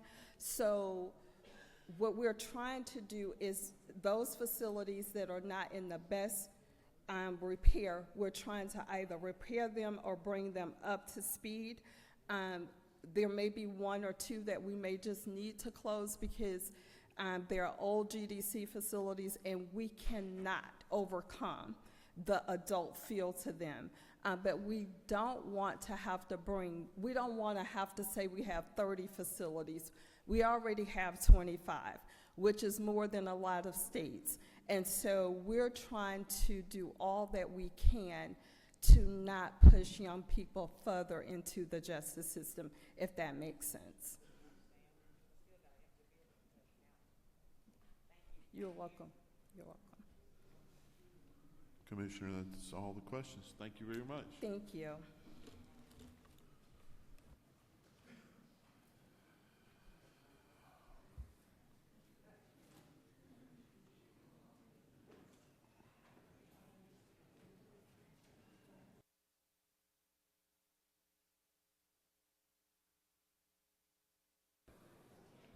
Next up is Commissioner Oliver with the Department of Corrections.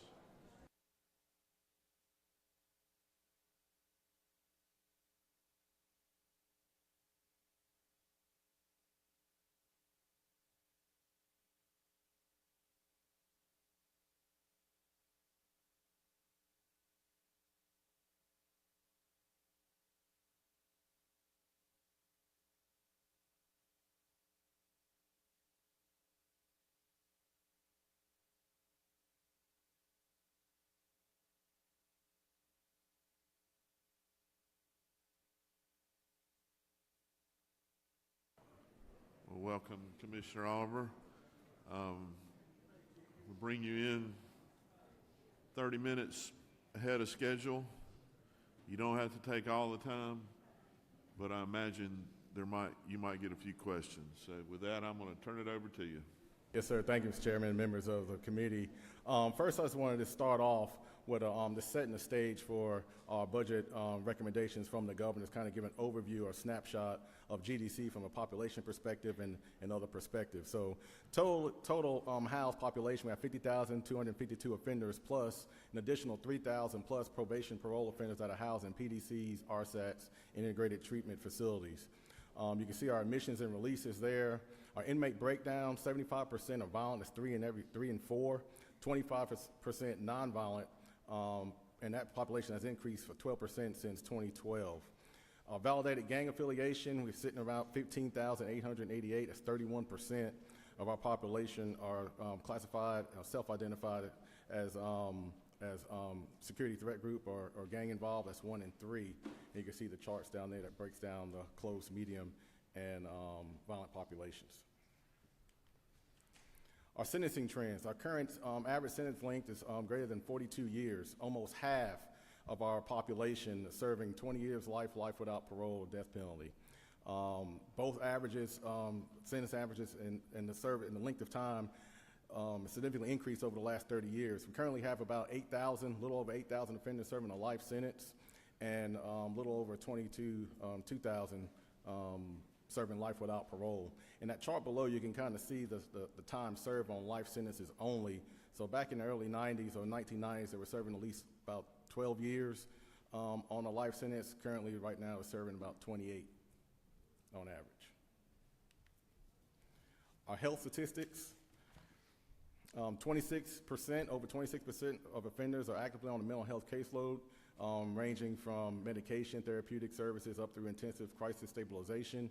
Our mental health classification, we have about 13,834 offenders on that caseload. Offenders with chronic conditions, over 25,000. That's grown from 33% to 60% since 2011. And chronic conditions are cardiovascular disease, diabetes, respiratory, COPD, cancers, HIV, and hepatitis C. So you can see that number is continually growing and increasing. We dispense over 100,000 prescriptions per month to our offender population. Our average age of offenders is about 41 years of age, and that's increased over the years, as you can see in that chart below. Our 5-year projection, we're expected to see a 10% increase over the next 5 years to about 55,000 offenders by the end of FY 2030. This does not include the additional 3,000 probation parole offenders housed in our PDCs, RSATs, and integrated treatment facilities. And as you can see, that dip right there in COVID, during our COVID years, and then it steadily continue to gradually go back up and project it to go to over 55,000 by 2030.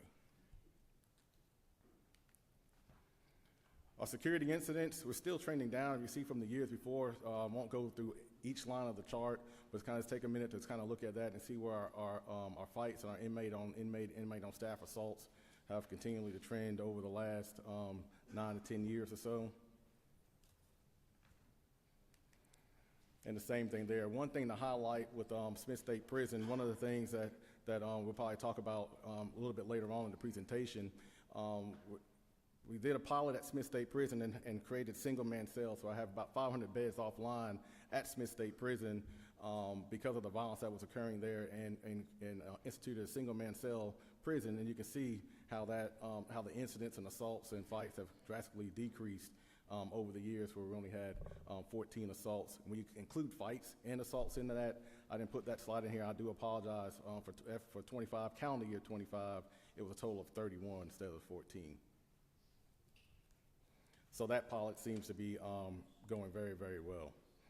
Our contraband deterrence, as we step up our contraband deterrence, thanks to this body with different technologies, and then our canine partners and local law enforcement partners, our contraband, you can see, has gone up. The wireless devices that we're getting, and wireless devices, you see that 30,000 number in calendar year 25, that's cell phones and charging, AirPods, things of that nature. You just take out cell phones in that, I think it's around 12,000 or 13,000 cell phones that we recovered in calendar year 25, and then the weapons. We've also increased our shakedowns over the last couple of years. So just kind of give an example. In calendar year 23, we conducted a total of 83 shakedowns, 24, 131, and in 2025, 224. And that's not including shakedowns that are conducted every day by the facilities out in the field. These are shakedowns that are done either by our tactical squads and or our IRT teams. All right, getting into the recommendations, FY26 and FY27 governor's recommendations found on page 147 and 149. Additional CO positions in the amended budget at 4.9 and 26.8 million. This will improve our staffing ratios to 11-1. Our security count positions you see have increased for a net change of 317 from June 24 to December 25. When we started this journey, our current ratio was 1-16 in state prisons, and currently we're at 1-14. FY funding will allow GDC to continue hiring and annualize the FY26 recommendations. Adding 275 COs will result in an agency-wide staffing ratio of 1-12 by the end of fiscal year 27, depending on whether or not, the offender population changes at that time. So we're steadily on the right track, and we continue to make progress with our hiring and netting COs. And what I mean is, kind of get this for context, the CO positions are just your entry-level positions. It's not encompassing total security. So it's just your CO 1, 2, and 3 positions, those entry-level positions. On page 147 and 150, security threat group, our gang coordinators, regional coordinators, the governor's recommending 3. The amended budget is $137,000. The fiscal year 27 is $377,000. This provides funding for 3 regional STG coordinators to enhance communication and allow more efficient management of critical gang information throughout the state. Currently, we have 1 that's trying to manage all that. As you can see in the earlier slide, a third of our population are classified as security threat groups. So that will enhance communication across the state and better to be able to manage that population. 147 and 150 on your page, K-9 handlers, recommending 6 additional K-9s. Currently, we have 24 statewide, or 26, I'm sorry. This will allow for an additional 6 K-9 for a total of 30. And so it's very important. I think our K-9s last year, we responded to over 4,000 call-outs, and just for 26 officers. So this will alleviate some burnout, and then also provide, of course, security for not only our staff but offenders to address current coverage gaps and burnout. And this also includes one-time equipment purchases and ongoing salary and operational expenses for each K-9 handler, and provides funding for 15 drones for our K-9 units to help with search and seizure. A lot of our efforts from K-9 not only contraband related, but they go out into the woods to look for people attempting to introduce contraband into these facilities. So those 15 drones will supplement some of the manpower that would be needed to actually go into these areas to search for those people trying to introduce contraband and or missing persons that we assist local law enforcement with. State Prison, Safety, Security, and Technologies recommendations for FY 26-27 on page 147 and 150. Managed access and drone detection systems, and amended is $13.3 million. As I just mentioned again, with the introduction of contraband, our managed access and our drone detection systems are essential into our operations. Out of the 19 that were already funded, 17 are fully operational, with the last 2 coming online March of this year. So we're definitely seeing success with both our managed access system and our drone detection system. Managed access analyst in fiscal year 27 is $409,000. This provides funding for 5 analysts to manage and oversee information collected from managed access and drone detection systems, as well as other data intelligence sources. This is important as we start to ramp up our safety, security, and technology systems. It's important to have these analysts to manage that data that's coming in. And it's been proven fruitful over the last several years with the analysts that we have. But of course, as we start to add systems, they're kind of getting overworked as well. On page 150, the annualized Overwatch unit, that's our force multiplier that was already funded. This is for for personnel in the 27 for 1.2. It provides funding for 6 months additional to the base budget funding to fully annualize all hour unit positions. And then in the out year again in 27, 5.5, it's a technology cost. So video monitoring, analytics for the hour unit, which is coming along very nicely there at headquarters.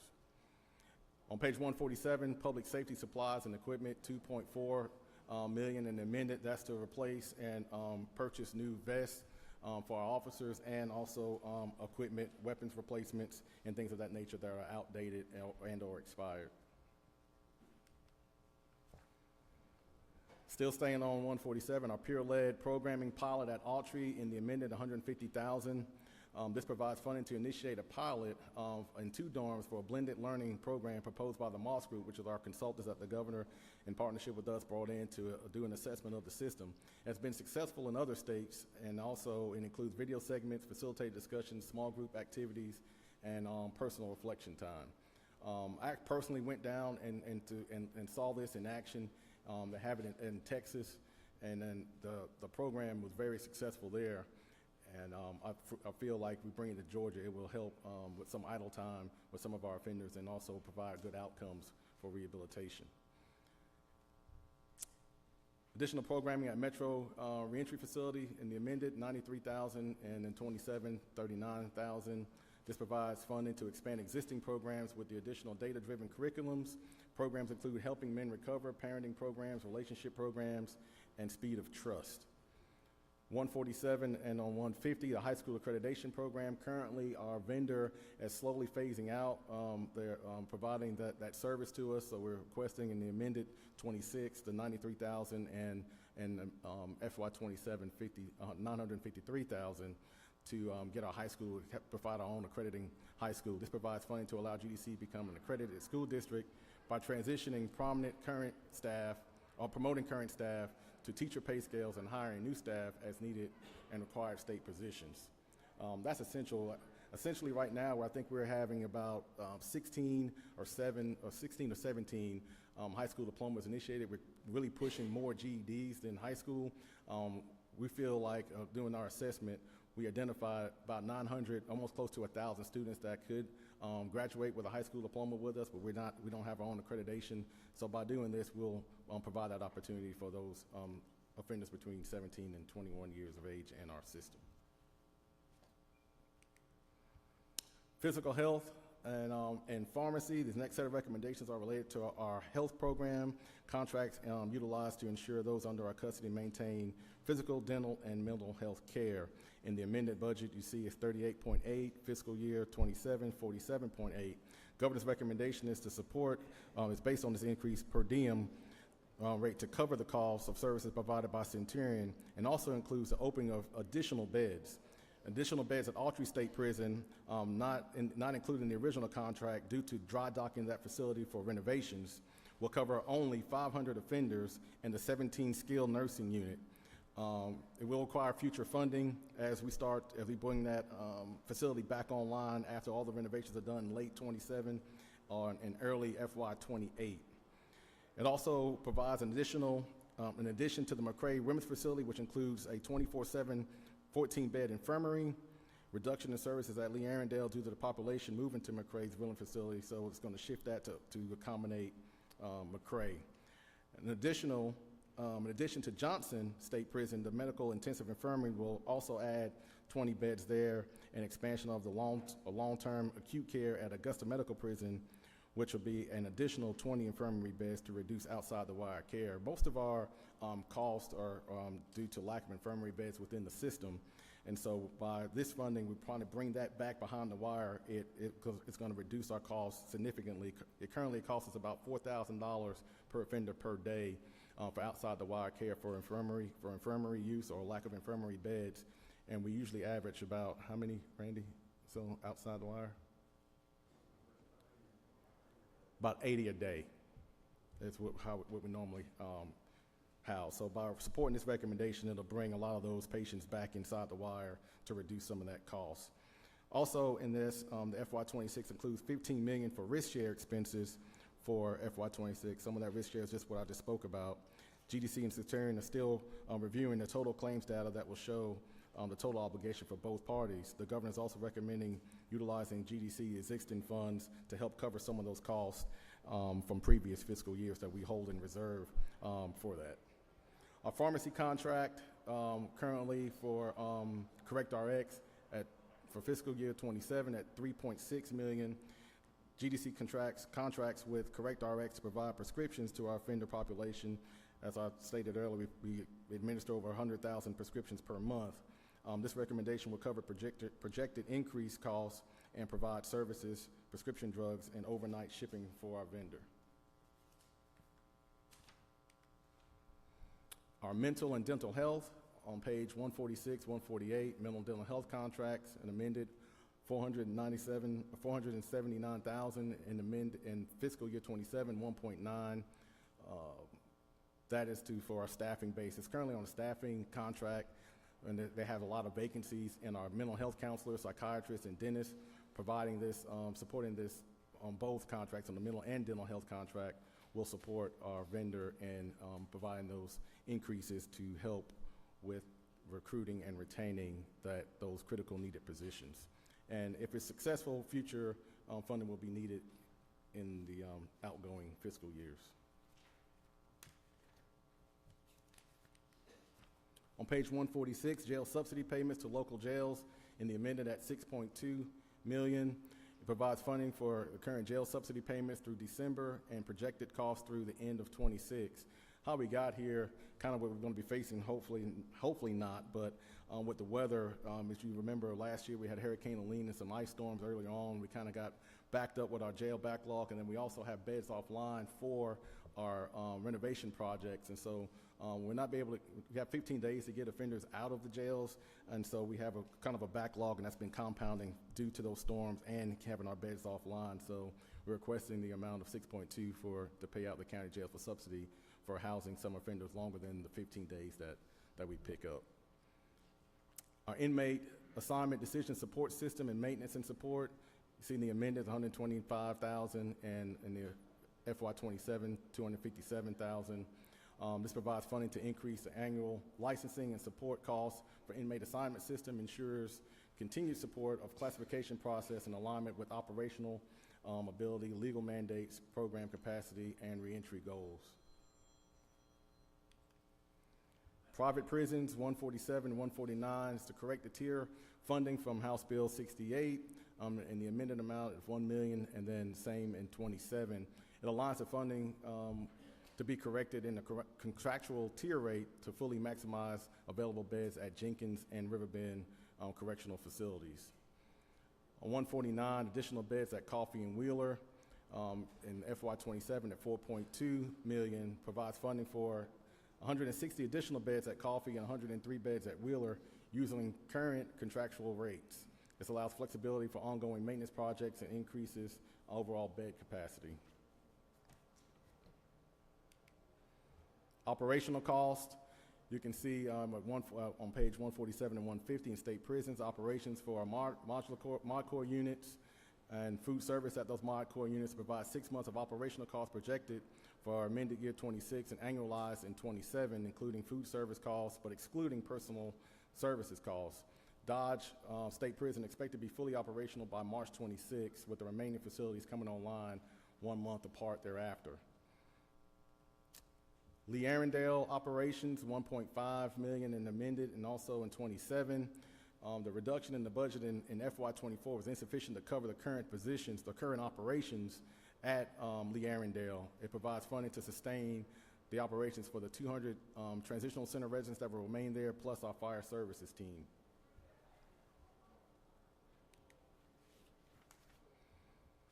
Staying on page 150, state prisons, our food contract. Our vendors requesting, Aramark's requesting a 4% increase due to the price of food in FY27 at $528,000. Our state prisons for on 147 and 150, again, the lease cost for a training building at the Arnold Building North is where we house our BCOT North. We've created regional academies to accommodate and retain more staff there, and those will be actually working very, very well for us. And so we're asking for $14,000 in both the amended and 27 for the increase in lease costs, and also for our transitional centers for LaGrange and Clayton TC at $47,000 in the amended, and also $47,000 in 27. Here's a statewide supplements that the governor spoke about, the $2,000. Won't spend too much time on that. I think everybody's familiar with that, but that's to the tune of $15 million. And these are statewide recommendations that I think pretty much all of us have gone through on that you've been presented to, so I won't spend too much time on that. But you can see it's broken down by program there on the screen. And then the adjustments for the DOAS and telecommunications at $36.5 million. So our recommendations by program in the amended amount, we're requesting $87.1 million in the amended amount, broken down by programs there, I just covered. And fiscal year 27, $66.7 million is requesting and support the governor's recommendations on that.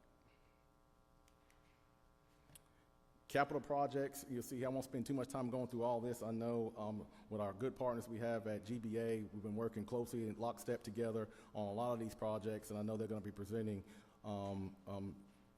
this afternoon. But I will speak on some of them that we have in our vehicle replacements, vehicle and bus replacements. Currently, we have 252 vehicles throughout our fleet that currently needs to be replaced. Totaling about 1.6 million. A van replacement, 2.9. We have replaced 6 buses and 3 vans. The Warden's House at Emmanuel Women's Facility, and then our food and farm equipment for our meat processing plant at 2.9 million, and that's gonna and also getting a tractor trailer with refrigeration to deliver that food around the state to our state prisons. I know I went that pretty quick because I know there's going to be a lot of questions, so I want to save some time for them. So, Mr. Chairman, if you don't have any questions on the presentation, I'll be happy to answer any questions that you all may have. That was probably a good move. Whip Robertson.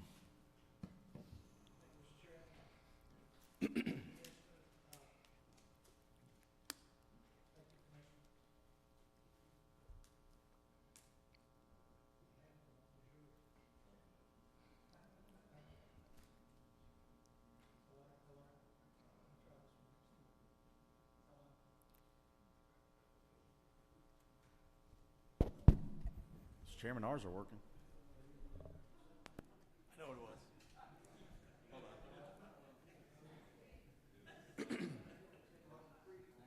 Should be. Might have to turn it off now. We turned it on. Max's won't turn on either. Grab Mac. Grab Senator Burns. Still there? Nope. You want to walk over here to this side, Senator? We have mic problems in 341 if anybody's listening.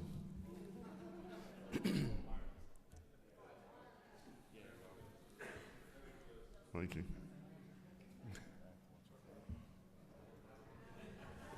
Try it. Thank you. Another great state on track.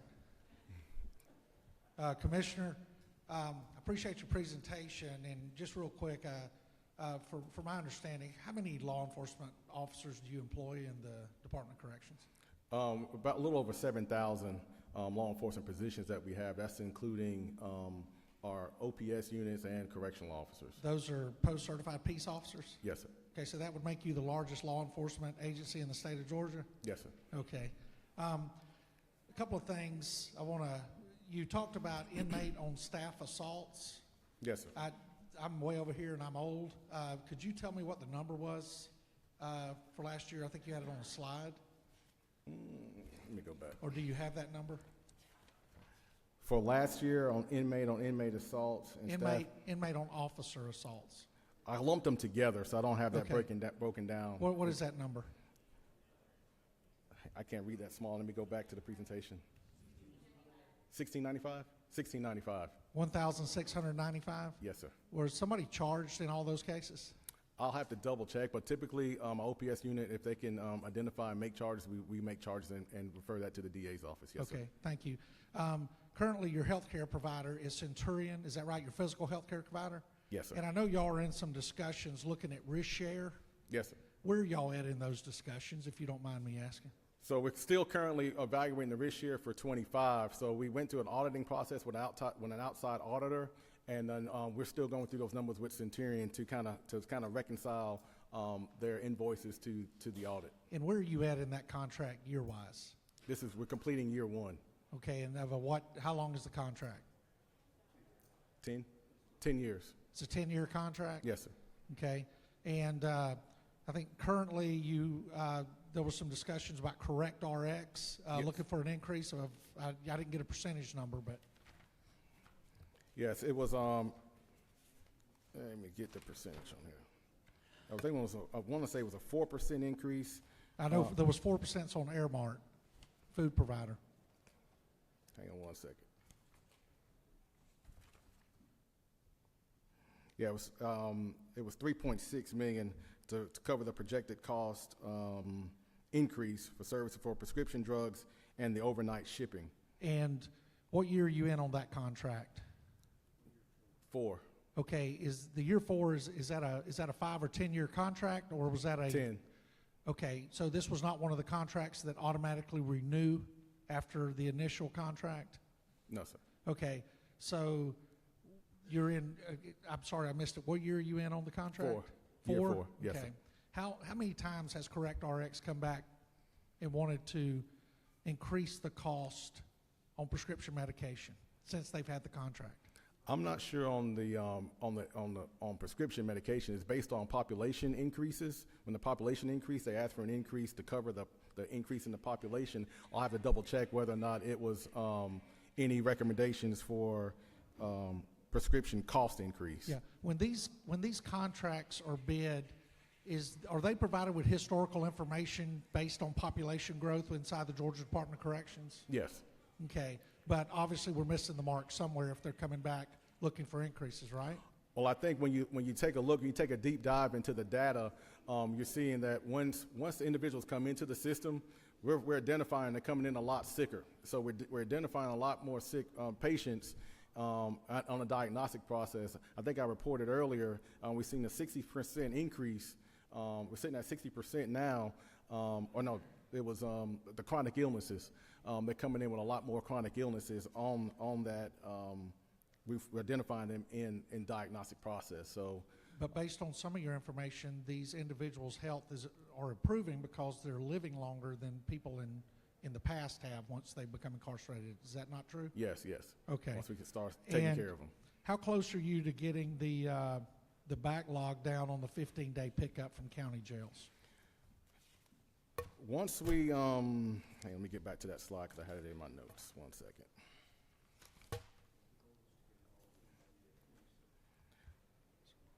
So the goal is to get them in by the end of 26, barring any other natural disasters or anything like that. So that's what kind of pushed us into the backlog in the first place with Helene and the ice storms earlier last year, and it just compounds over those next months. But we still have to keep a certain amount of beds offline for our renovation projects that we have going on that you all supported. Thank you, Commissioner. I appreciate the job you do. Yeah, thank you. So when the mics were not working, I don't know if they're working again. If you did, we hit buttons and hit buttons on and off. So if you wanted to ask a question, please hit your button if you had earlier. We'll try it. Chairman Chokus, see if yours works. Thank you, Mr. Chairman. Commissioner, I noticed in the slide you had 13,000 cell phone that y'all retrieved from inmates. In the past, this has been a continuous problem. Are we able to use new technologies to block that now, or is it just going to continue to be a pain? Right now, in working with our fellow partners, I think it's in a public hearing comment for the FCC. So we're waiting to see what comes out of that, and then that will give us the ability or latitude to implement jamming technology. Right now, we have what we call managed access. It's not jamming technology, but we're managing and controlling the signal to not allow it to go out. Mr. Chairman, one more follow-up. Yeah. What about drones? When I was on the committee that was on the committee earlier, drone technology hadn't developed to the extent now. What are you doing to combat that? Well, thankfully, with the governor's support and OPB support and this body from both chambers with our drone detection program, we've been very successful in detecting drones. Right now, we don't have the mitigation authority for the federal government to actually mitigate drones. But I think that was recently passed in the NDAA, the National Defense Authorization Act, to allow states to be able to mitigate drones. There's a certain steps and levels you have to go through, trainings and reporting mechanisms that hadn't taken place yet. But from what I'm hearing, Georgia's going to be kind of priority on that list. We were advocating really hard in D.C. for that.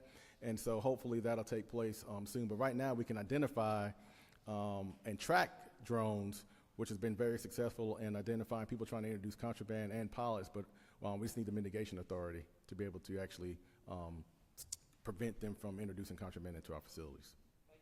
Yes, sir. Chairman Burns, let's try your mic. Thank you, Mr. Chairman.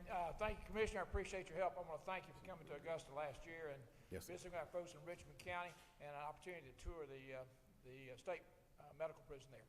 Question relates to the increase in rates for private contractors who serve private prisons. I certainly support that. What is the current rate of per diem for a private prison? What is it? Is it private prison per diem? It varies based off the tier that they're in the population that they're in. I can circle back with you Yeah, and, if you and could get you. help me with that, because I have one of those in my district. The trick is, what did it go from and what did it go to? And then the second question is, for our county prisons, for the county prisons that house state inmates, what's the current rate of per diem and what are the projected changes in the future? It's $30. $30 per inmate per day. Yes, sir. And this budget makes no recommendations to change that. Is that correct? No, sir.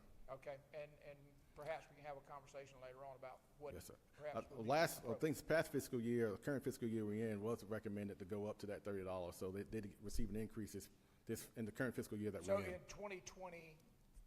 2026. Correct. It did receive. It went Correct. from. It was $6 increase. Thank you. To 30. 24 to 30.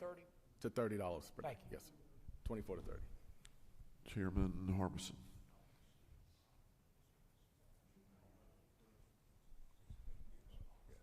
Thank you, Mr. Chairman. Okay. Thank you for your information, Commissioner. We appreciate what you do every day.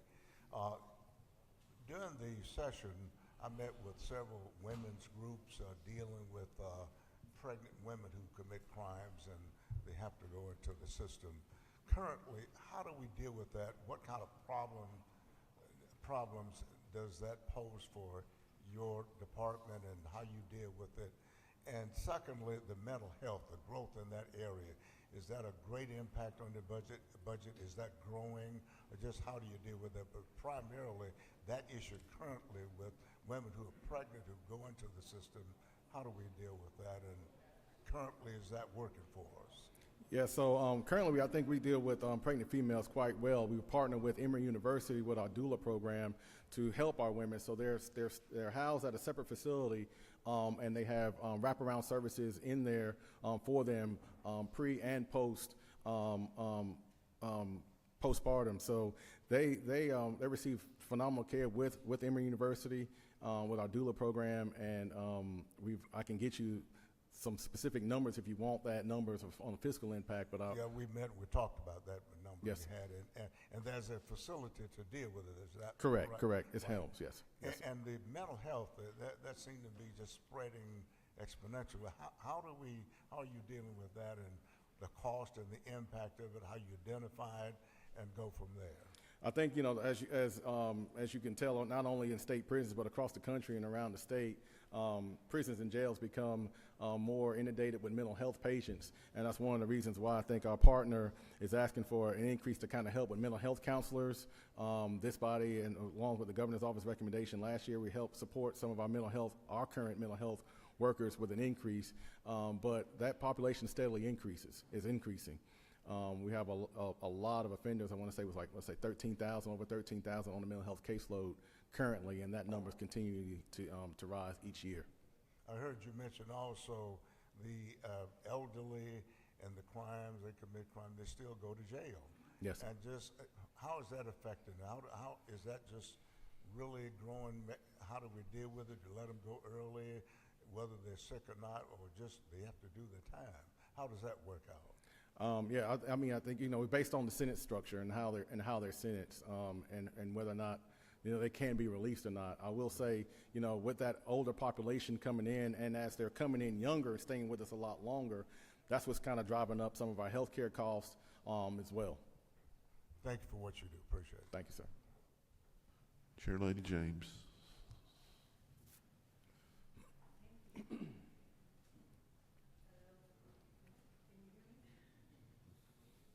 Where's the mic? The portable mic? We got it right here.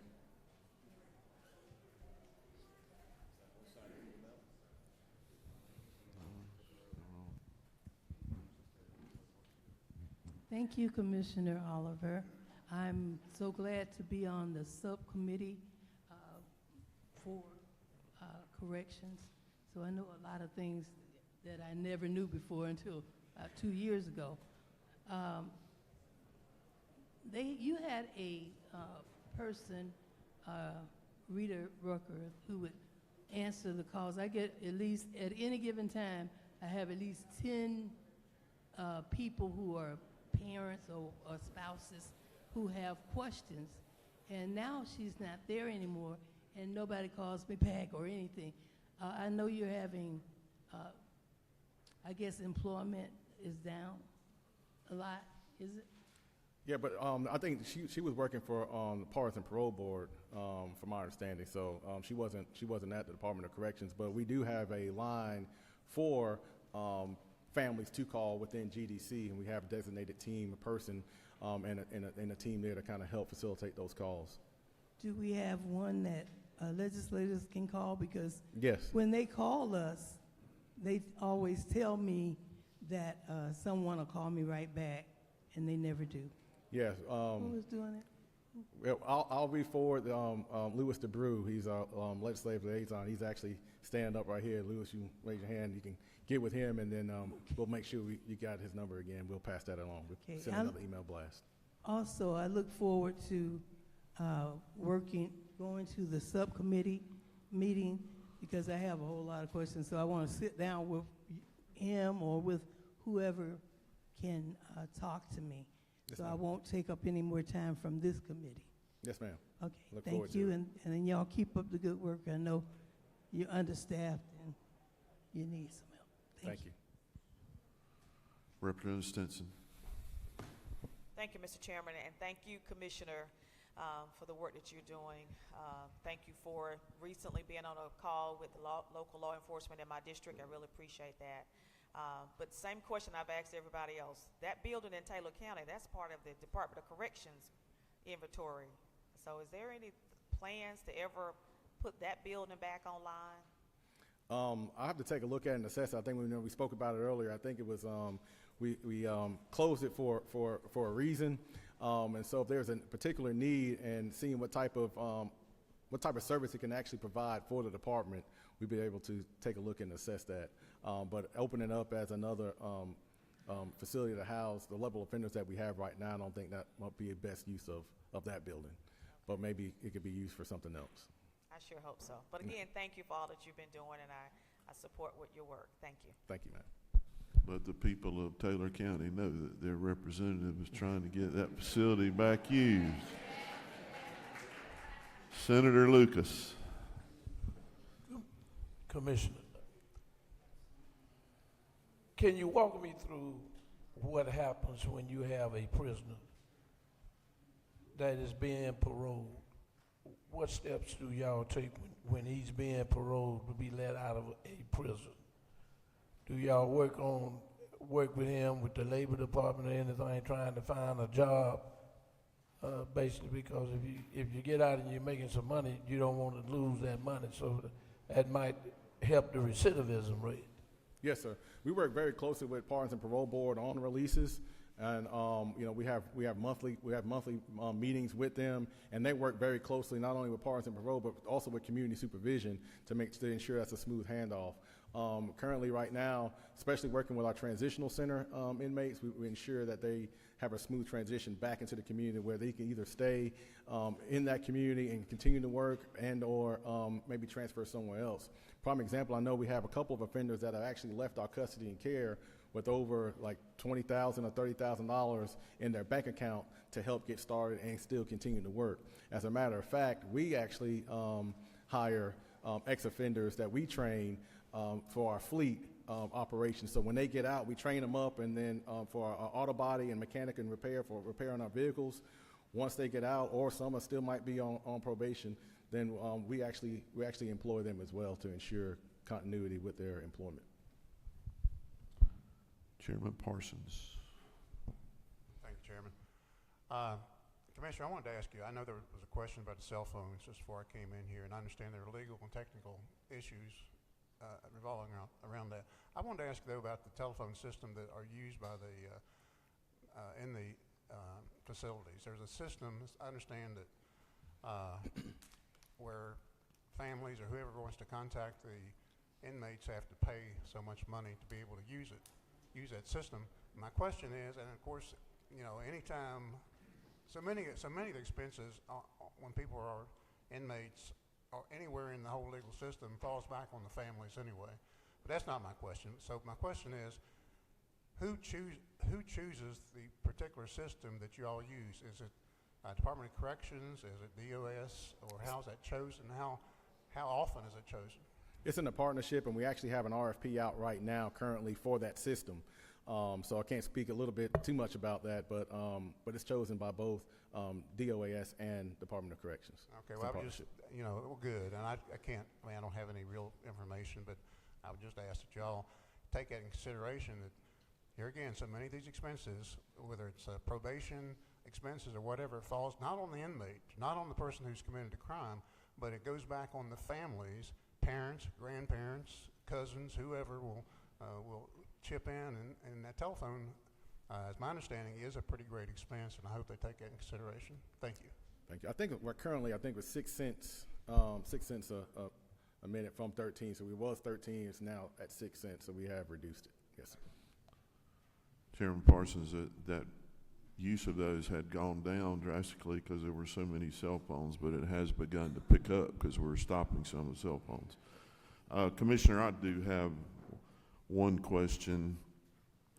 If I'm an officer and I get caught bringing something in that I'm not supposed to, what happens to me? You'll be terminated and arrested on the spot. Turnover.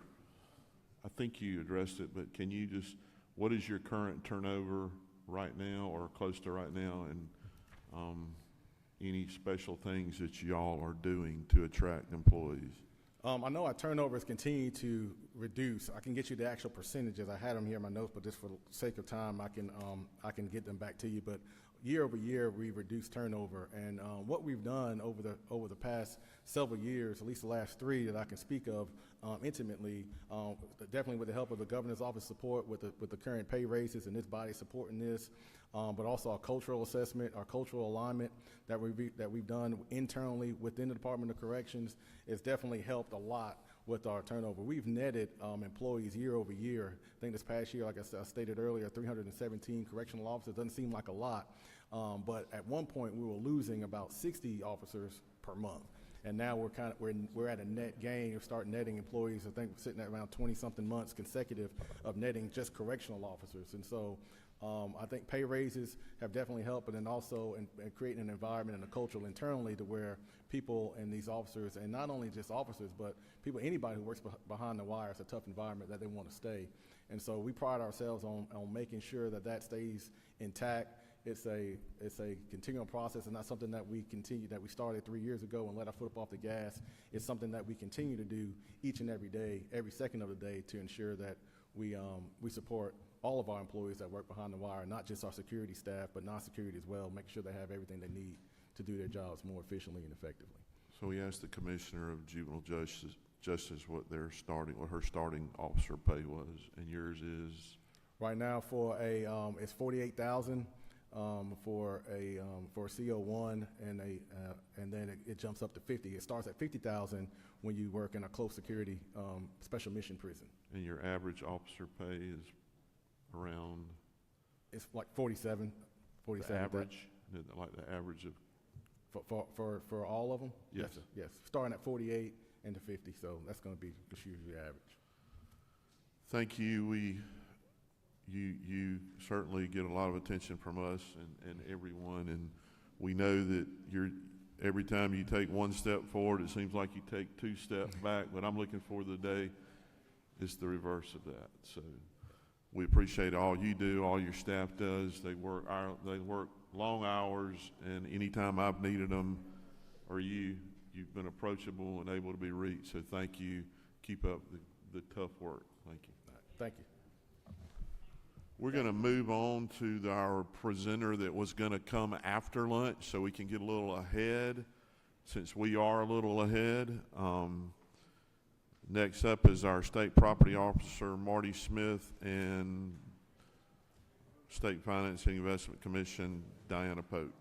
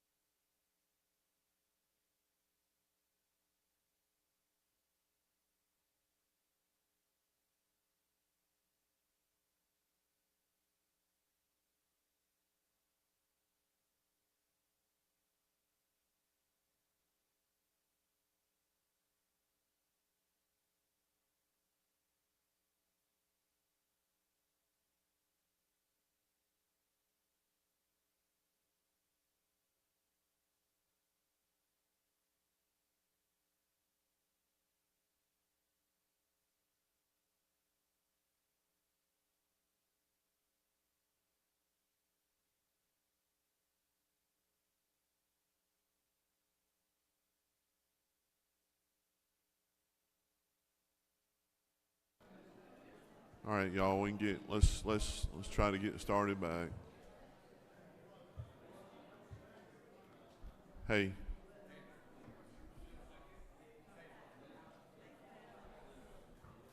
Members, we'd like to start. Thank you. Who's up? Ms. Pope. You're up. Thank you. Floor is yours.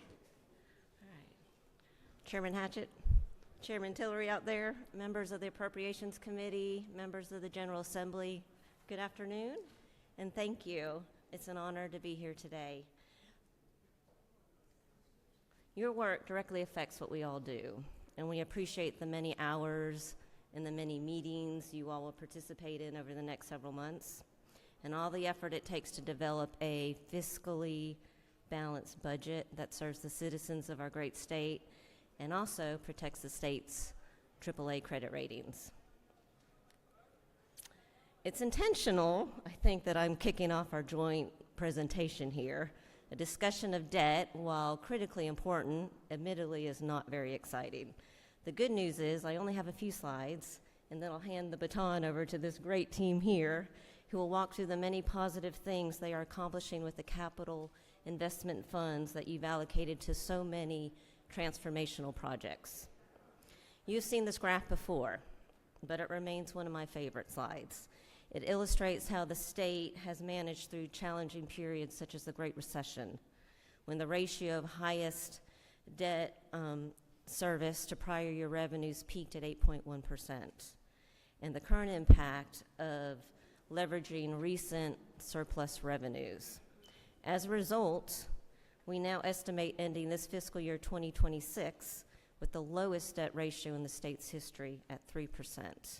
This is a significant accomplishment.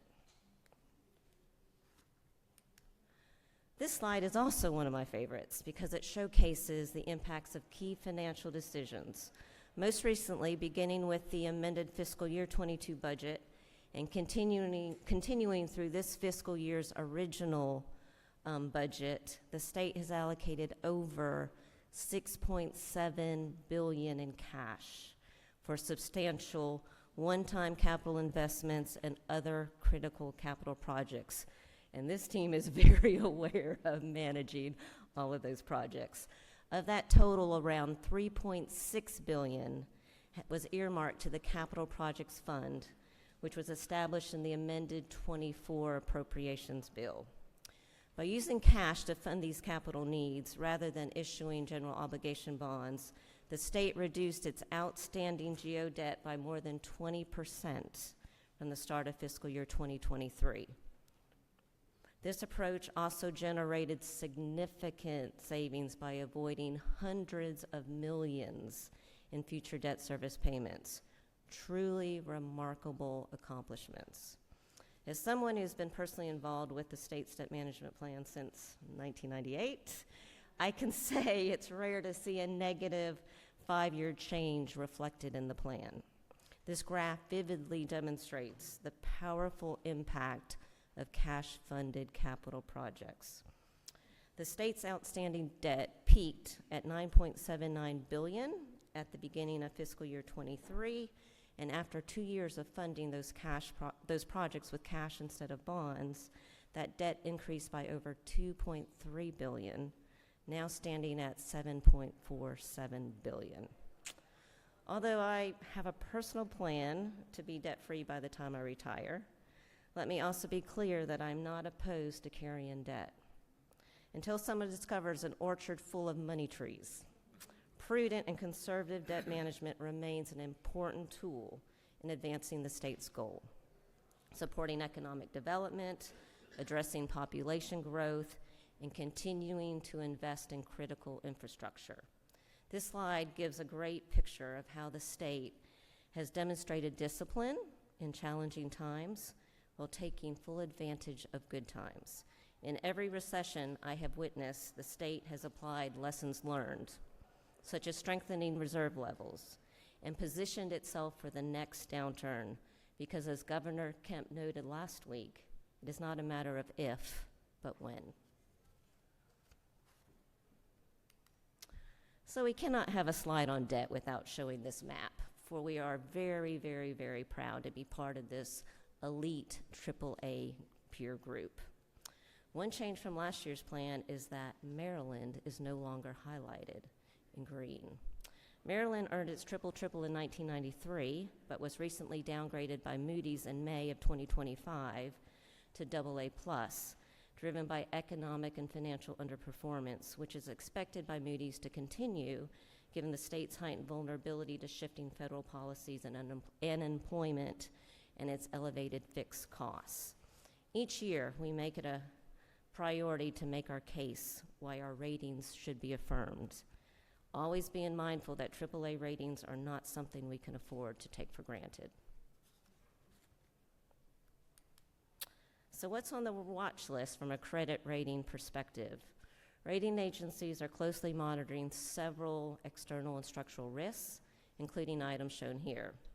What we hope to stress is that these factors underscore the importance of conservative planning and flexibility.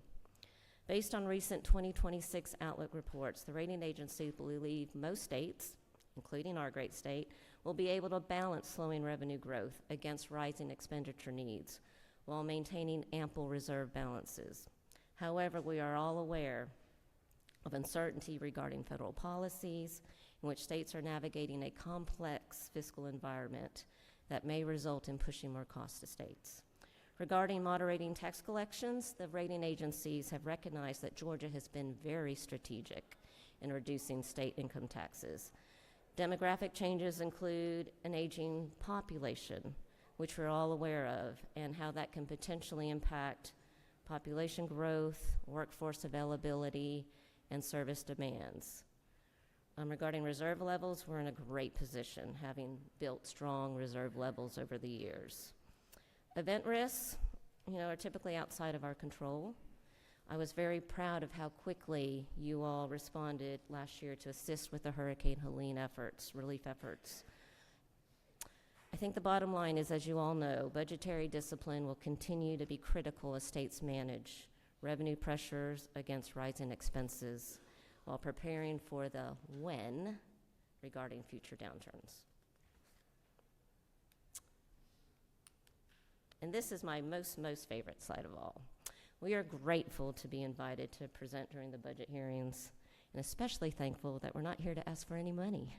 As I stated earlier, your work directly affects all that we do, and we sincerely appreciate all the effort it takes to develop a fiscally balanced budget that helps our agencies carry out their missions, serves the citizens of our great state, and protects our AAA credit ratings. Georgia's credit profile is anchored by conservative fiscal governance and a strong commitment to structural balance. The state has demonstrated time over time a willingness to make difficult policy decisions to align expenditures with revenues. Strong reserve levels provide resilience against economic volatility, and it seems each year has its own flavor of uncertainty. A diverse and growing economy supports long-term revenue stability, and there's many reasons why our state continues to be the #1 state to do business in. And although not flashy, conservative debt management policies, including annual 100% funding of ADEC, remain a significant credit positive. So I'm making a note that I should have ended my part of our presentation with the last slide. The main takeaway of this slide is that we do make it a priority to make our case why we are deserving of the highest credit ratings, which includes maintaining those key credit strengths I just talked about. These factors enforce why disciplined budgeting and cautious debt issuance remain critical. We hope to post the state's debt management plan later today. Highlights are that Georgia is in a great position of strength, in which conservative debt practices, strong reserves, and disciplined financial management continue to support the state's AAA ratings. So again, thank you.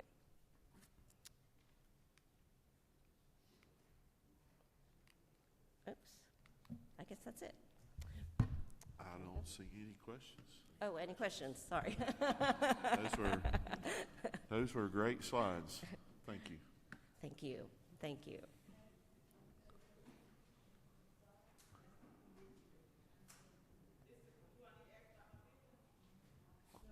No.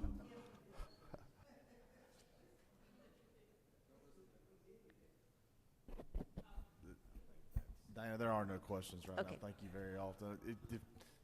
Representative Stinson's going to ask you about a building in Taylor County, though, so. once you get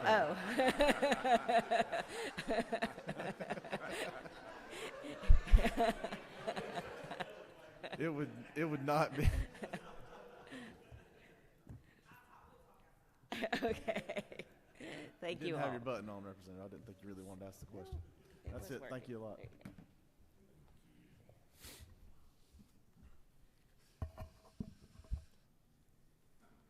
Well, Chairman and committee members and General Assembly, thank you all for allowing us to be here today and present and tell a little bit of our story here. Hard act to follow. The Finance Committee, Diana Pope and her team. I was appointed in 2019. She's got a long history here and has done a great job. And finance and construction works day to day together, and she's got a wonderful team. So it's been great and an opportunity and a privilege to build a team around that as well. So Diana, thank you again for what you do. As GSFIC, as a state property officer, my name is Marty Smith. Under purview, I have the 3 divisions. Got the Georgia Building Authority, where we manage about 5 million square feet here on Capitol Hill, from badging, parking, and the cafes and everything else. So if it has to do with GBA, it has to do right here on Capitol Hill all the way to the governor's mansion.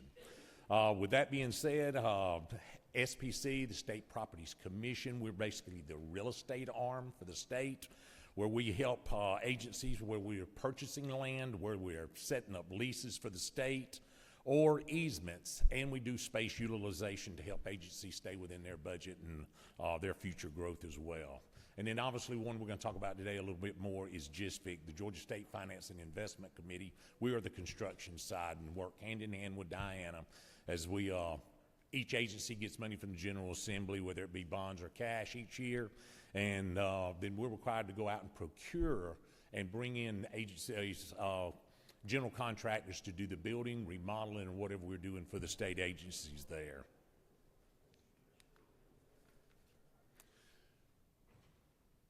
With that said, and I was appointed in March of 2019. When I came on board, there were 146 active projects in GSFIC, roughly about $1.2 billion under construction. As of December of this past year of 2025, there's a total now of 246 active projects and approximately $4.8 billion under construction. So you see how we've grown in just 7 years, and we've been able to do that with the generosity of the money coming to us. But we built a great team to work, and we're taking on a lot more projects. We were challenged when I came on in 2019 to dive in and start working on the construction manual and contract for the state of Georgia. What we faced with, unfortunately, is that small little implement that jumped in was called COVID. So it almost delayed us to almost 2 years. But what it did allow us to do was pull the 3 agencies together. We had shared services, and we were reporting to Commissioner Greg Dozier at the time, and he challenged us, said they'd been trying to get the 3 agencies together in the same building for 10 years. So we were able to make that happen. Of course, you can see one MLK is gone, so we are all located at Trinity, Washington now, and all agencies with shared services are located in one building.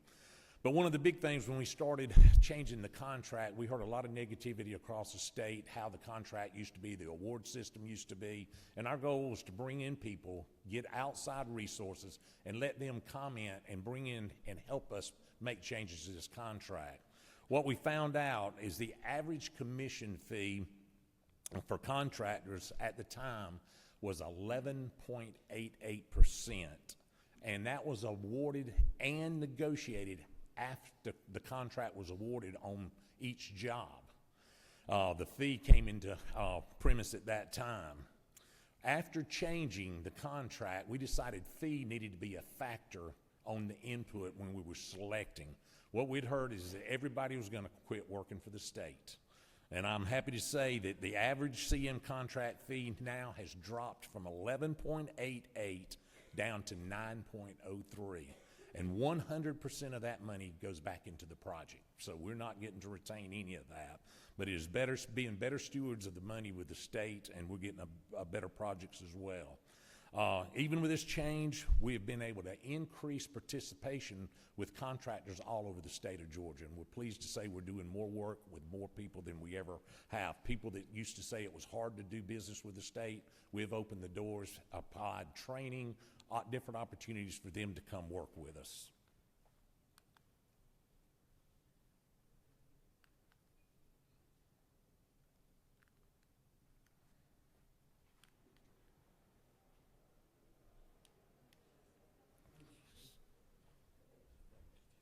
Just use the right arrow. Yeah. Leave it to me to tear it up. All righty.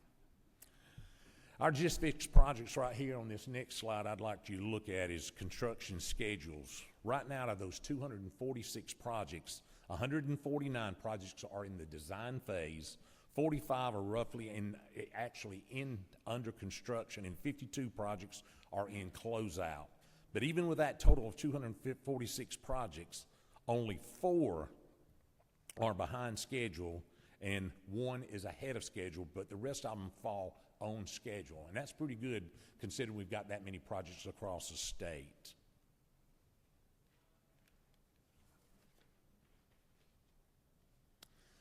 The next slide you'll see what is very impressive. The reason we find out people love, one is the money with the state is always good. Number 2 is when they submit an application, we're averaging them having money back in their hand once we approve a pay application within 16 days. And that's phenomenal when this national average is 83 days. So people love working with the state because we pay our bills and pay on time. So contractors receive it in a very timely manner. With that being said, the next just project, the almost $5 billion that we've got under right there represents over 28,000 construction jobs across the state of Georgia, of each community of people getting involved with the state, and a lot of those are first-time contractors.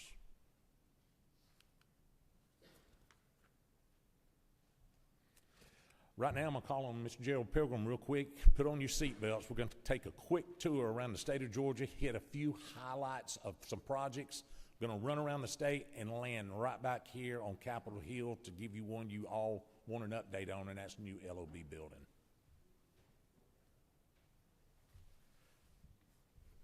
Thank you, Mr. Smith, and I think that is one of the things that what this committee does, what the General Assembly has done by investing in these projects, the impact that goes into local communities.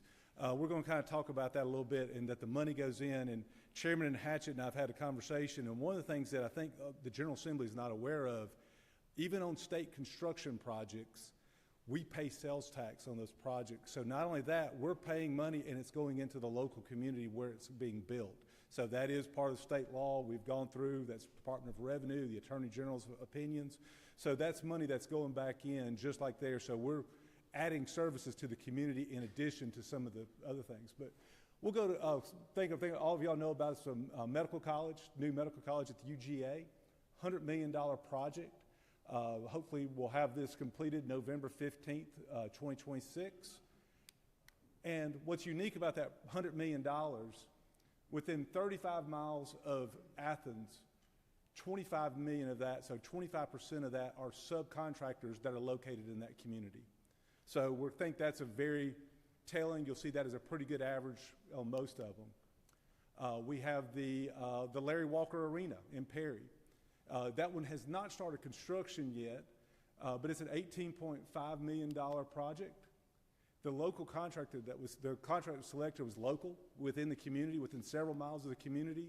It's anticipated that the subcontractors are probably all going to be regional and within that community. So all those people are going to be working in those areas. Muskogee, we've got the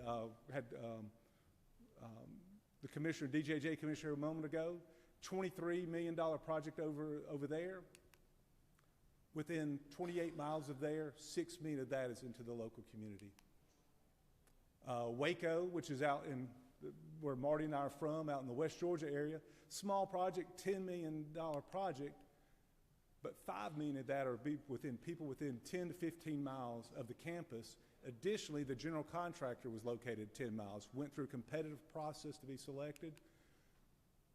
Moultrie, Georgia, $37 million project. Project's starting up and it's wrapping up hopefully within the end of this month. $5 million of that there. Dental college, that's one that we don't, Savannah, it's hard to say we're going to have a big impact with all the construction going on in Savannah, but we all know what the impact that will be. That construction starts in, they've gotten through all the area, going through final pricing. It starts in April, will finish in May 2028. The Washington State Prison, we got the commissioner back there with his staff, so $876 million. All the important things that will be for corrections, but in Washington County, what does it mean? These are the local, you'll see on one side the local vendors that are actually participating in this project. This is a very complex project. Takes a lot of specialty people coming in. We've got people in the region. There'll be 500 jobs for 2.5 years additional added. There people are going to come in, use the services and everything in that community. We'll work with the local development authority about trying to find more businesses that could have opportunities as the construction starts, that can provide help labor, other things along that lines in there. The Chamber of Commerce is working with us doing a guide for the 500 people that have come to this community that need to know where to buy groceries and eat. They're doing that. So we're proud of the local participation with there. That takes us to legislative office building. I think all of y'all like to hear that, and that's what we're going to go from there. That's what's coming up over there, you'll see to the left. January 25 of last year, we were raw site. This is January 1st of this year. It is flying up. So that is a $324 million project. We will be complete and have everyone in this being able to be in seats by October 31st of this year. So it is a very aggressive schedule. Our contractors have stepped up to it. We're very proud of that. Economically, regionally, this is big for Georgia. It'll be something that I think that will be added benefit. And as you see the bottom slide, well, the top slide is the balcony that'll be looking out on the 5th floor, looking out to the Capitol, the view. That'll be that members will be able to take guests out. They'll be able to have receptions out there. And then the bottom view is the side view. We didn't get the front view on this slide. I don't know why. The side view from their new appropriations room. So next year, this committee will be able to, both House and Senate that are members of the committee will have their own seat. They'll have a computer monitor in front of them. They'll have a comfortable chair. There'll be additional seating in the back for the public and for members that are not part of the committees. So very proud of that. And from there, we kind of just take your questions, and we've got a lot of things to go from there. So, thank y'all. Any questions? Well, thank you for all the work y'all have done, you're doing. We're all anxiously awaiting, definitely that last one. This may be the last day of joint public hearings in this room. How about that? We look forward to having it open, and if anyone would like a tour, we're giving tours at later times, so you just come and schedule one, and we'll get y'all over there. We're done for lunch. We'll come back at 1 o'clock, and what we're going to do is since we're ahead, we're going to push everybody ahead so we can finish earlier. So Commissioner Walter Rabin will be here at 1, Director Johnny Sabo, 1:45, Commissioner Nunn, 2:15, Director Dunn, 2:45. Thank you.